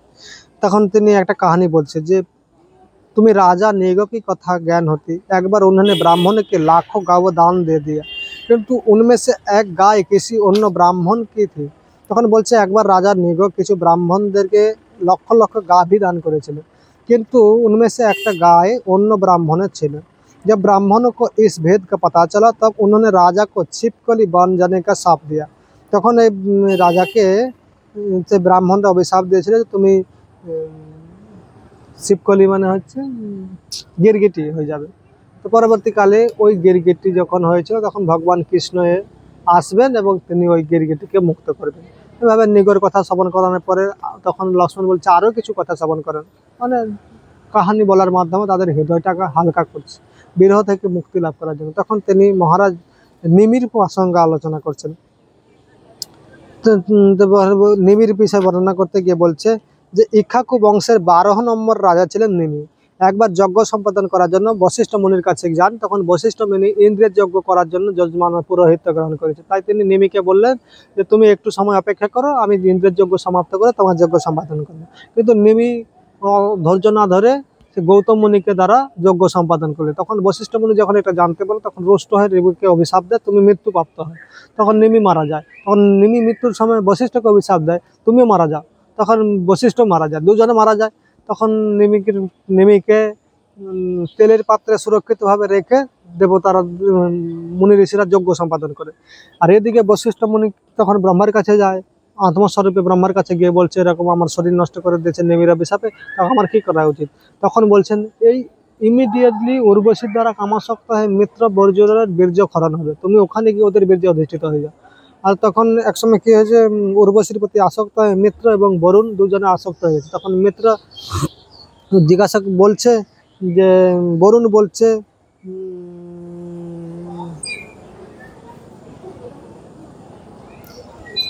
तो वशिष्ठ शीघ्र पूरे सागर के तट पर गए जहाँ मित्र এবং বরুণ रहते थे। তখন বশিষ্ঠ ওখান থেকে সাগরের তটে গিয়ে মিত্র বরুণ যেখানে বাস করেন সেখানে যায়। আর ওই সময় উর্বশী নামে একটা সুন্দর অপ্সরা ওখানে এসেছে এবং তার প্রতি কামাসক্ত হয়ে বরুণ উর্বশীকে যাচনা করছে যে তুমি এখনই আমাকে স্বীকার করো, আমাকে যদি এখনই তুমি আলিঙ্গন না করো তাহলে আমার বীর্যপাত হবে এবং বীর্য আমি পাত্রে শ্রাপ করবো। কিন্তু উর্বশী বলছেন না, পেহলে আমাকে মিত্র আমাকে বলেছে বা মিত্রের সাথে আমি মিলন হওয়ার জন্য অনুমতি দিয়েছি মিত্রকে, তাই আমি প্রথমে মিত্রের সাথে মিলিত হব। তখন বরিষ্ঠ রুষ্ট হয়ে গিয়ে মিত্র বরুণ রুষ্ট হয়ে প্রথমে বা বীর্য ত্যাগ করলেন একটা পাত্রের মধ্যে। আর তখন মিত্রও যখন তার প্রতি আসক্ত হয়, বরুণও আসক্ত হয়, সেও ওই পাত্রের মধ্যে বীর্যপাত করলেন। তখন মিত্রের বরুণ থেকে প্রথমে জন্ম হলো অগস্ত্য মুনি।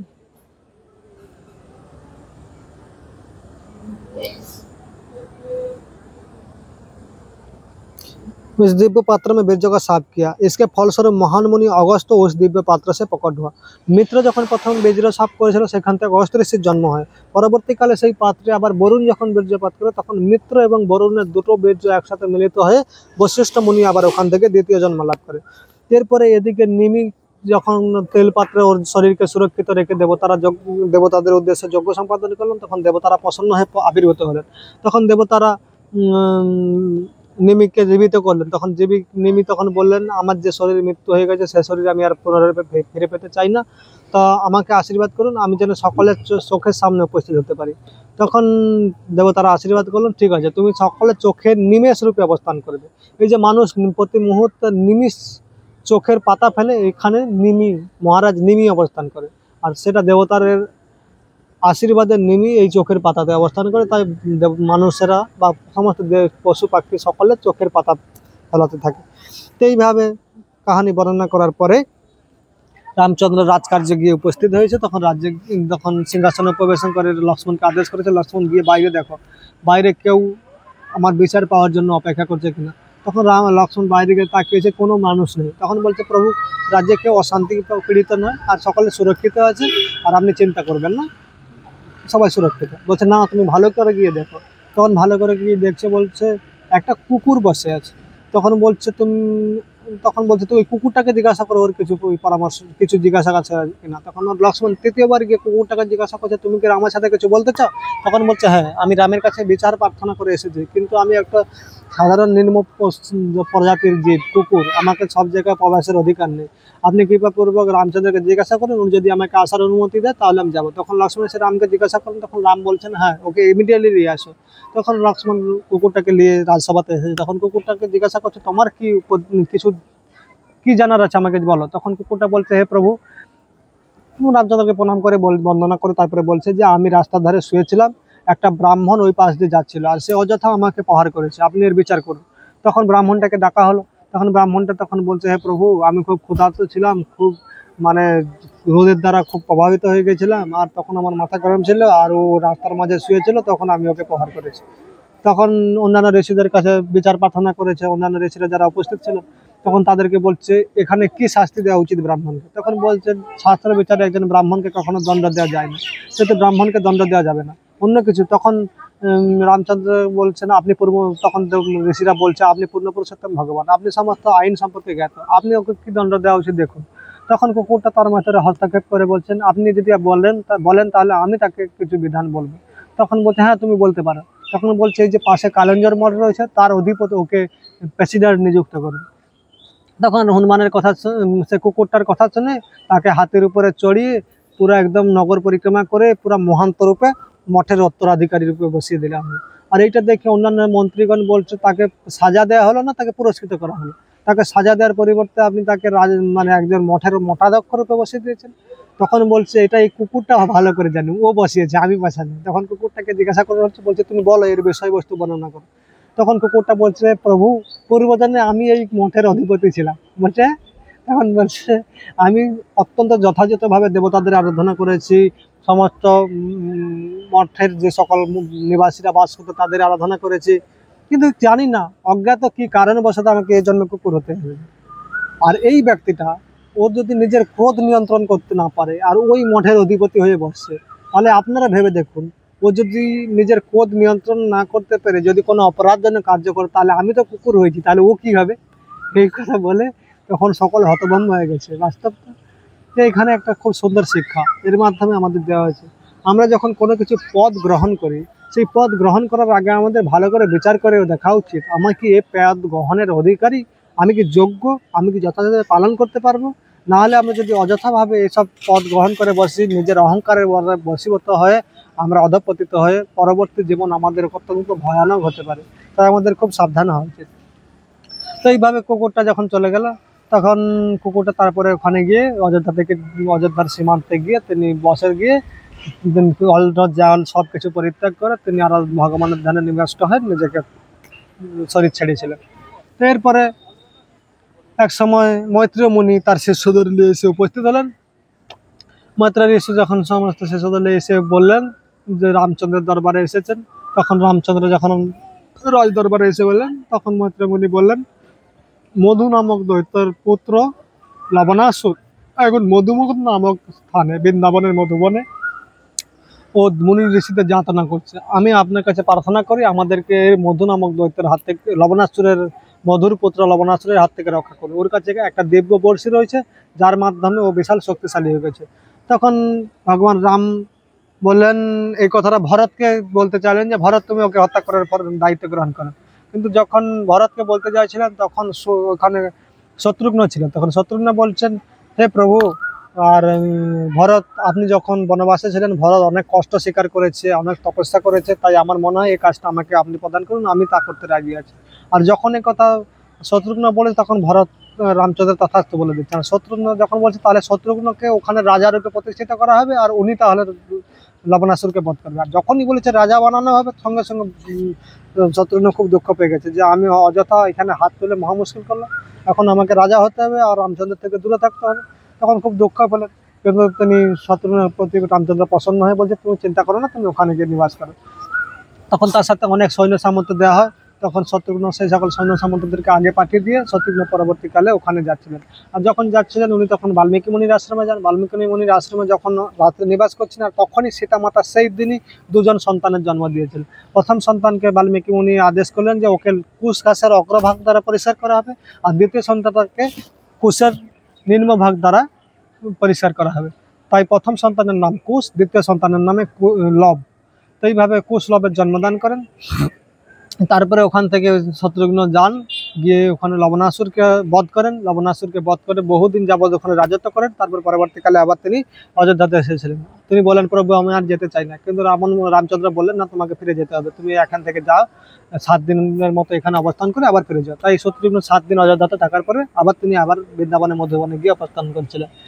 এইভাবে লবণাসুরের বধ হওয়ার পর তো এক সময় ব্রহ্মাজির নির্দেশে কাল এসে উপস্থিত হলেন। না, তার মাঝে আর একটা লীলা আছে। এক সময় কিছু দেখছে একজন বৃদ্ধ ব্রাহ্মণ এসে উপস্থিত হয়েছে। বৃদ্ধ ব্রাহ্মণ এসে তো একটা মৃত ছেলেকে হাতের উপরে নিয়ে এসে রাজা রামচন্দ্রের কাছে ক্রন্দন করছে এবং বলছে নিশ্চয়ই রাজার কারণে আমার এই সময় আমার সন্তানের মৃত্যু হয়েছে। তখন তিনি যখন অন্যান্য মুনি ঋষিদের কাছে রামচন্দ্র জানতে পারলেন কোনো একজন শূদ্র তপস্যা করছে রামচন্দ্রের রাজ্যে, আর সেই তার তপস্যার প্রভাবে প্রভাবিত হয়ে ইন্দ্রের দ্বারা ব্রাহ্মণের পুত্রের মৃত্যু হয়েছে।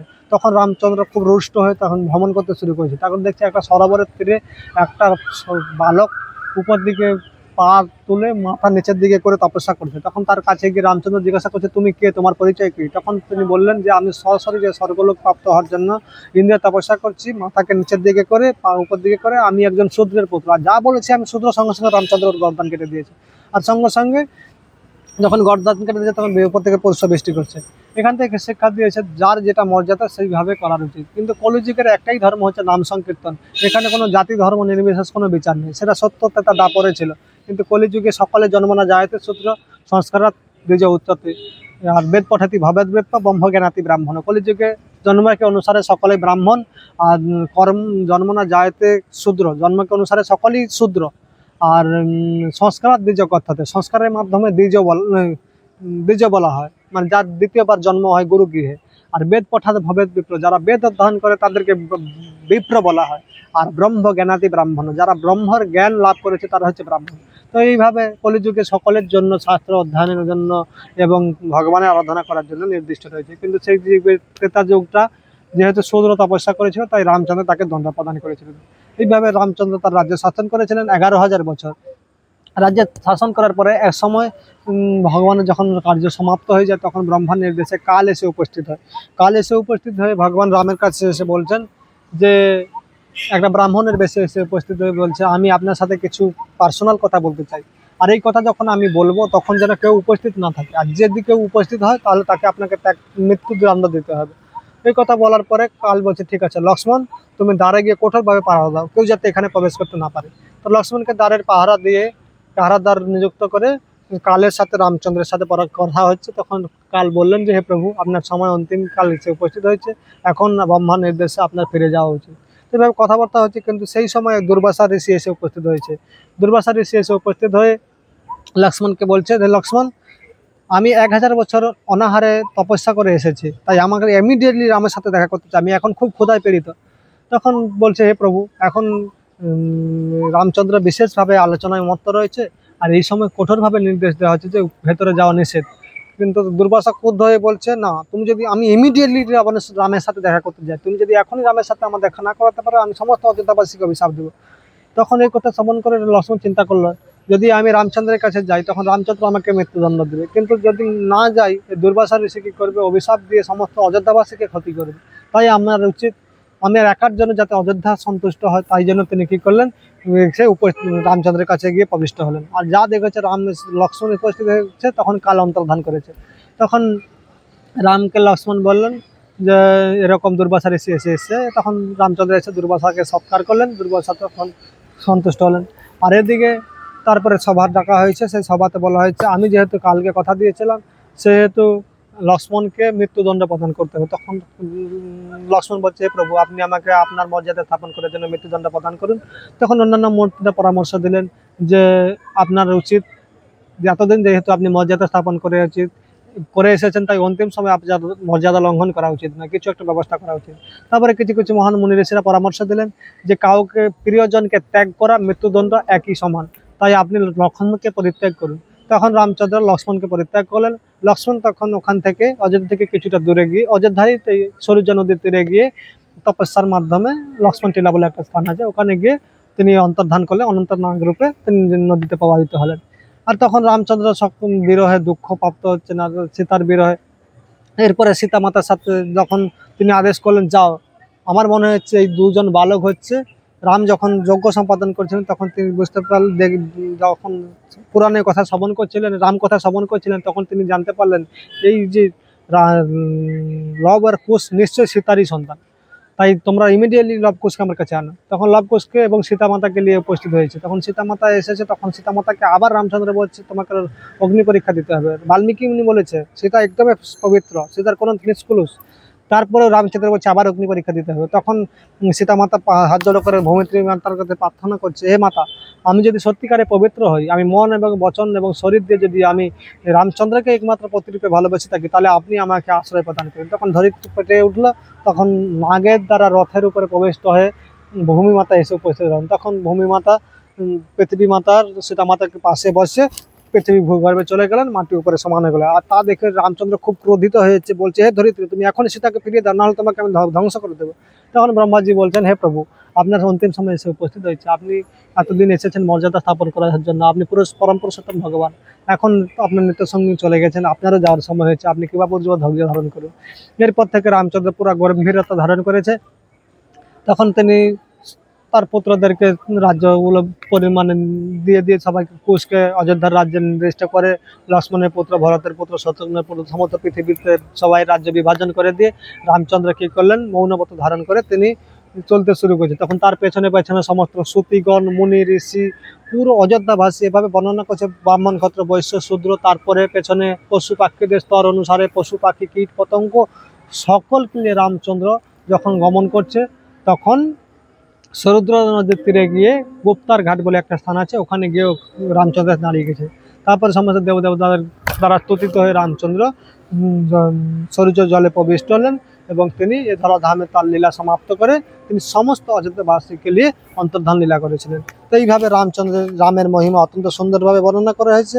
আমি অত্যন্ত মানে জবরদস্তি টেনে দিয়েছি, কারণ আমাদের সময় অত্যন্ত অল্প, আর আগামীকাল আমরা প্রচারের উদ্দেশ্যে গমন করবো, এই জন্য আমার সময় আর নেই। এই জন্য আজকে টেনে আপনাদেরকে শোনালাম। আমার যদি কোনো ভুল ত্রুটি হয়ে থাকে আপনারা ক্ষমা করবেন। আর সংক্ষিপ্ত এখানে তার মাহাত্ম্য বর্ণনা করা হয়েছে, আমি 8-2 मिनटेर জন্য বলছি।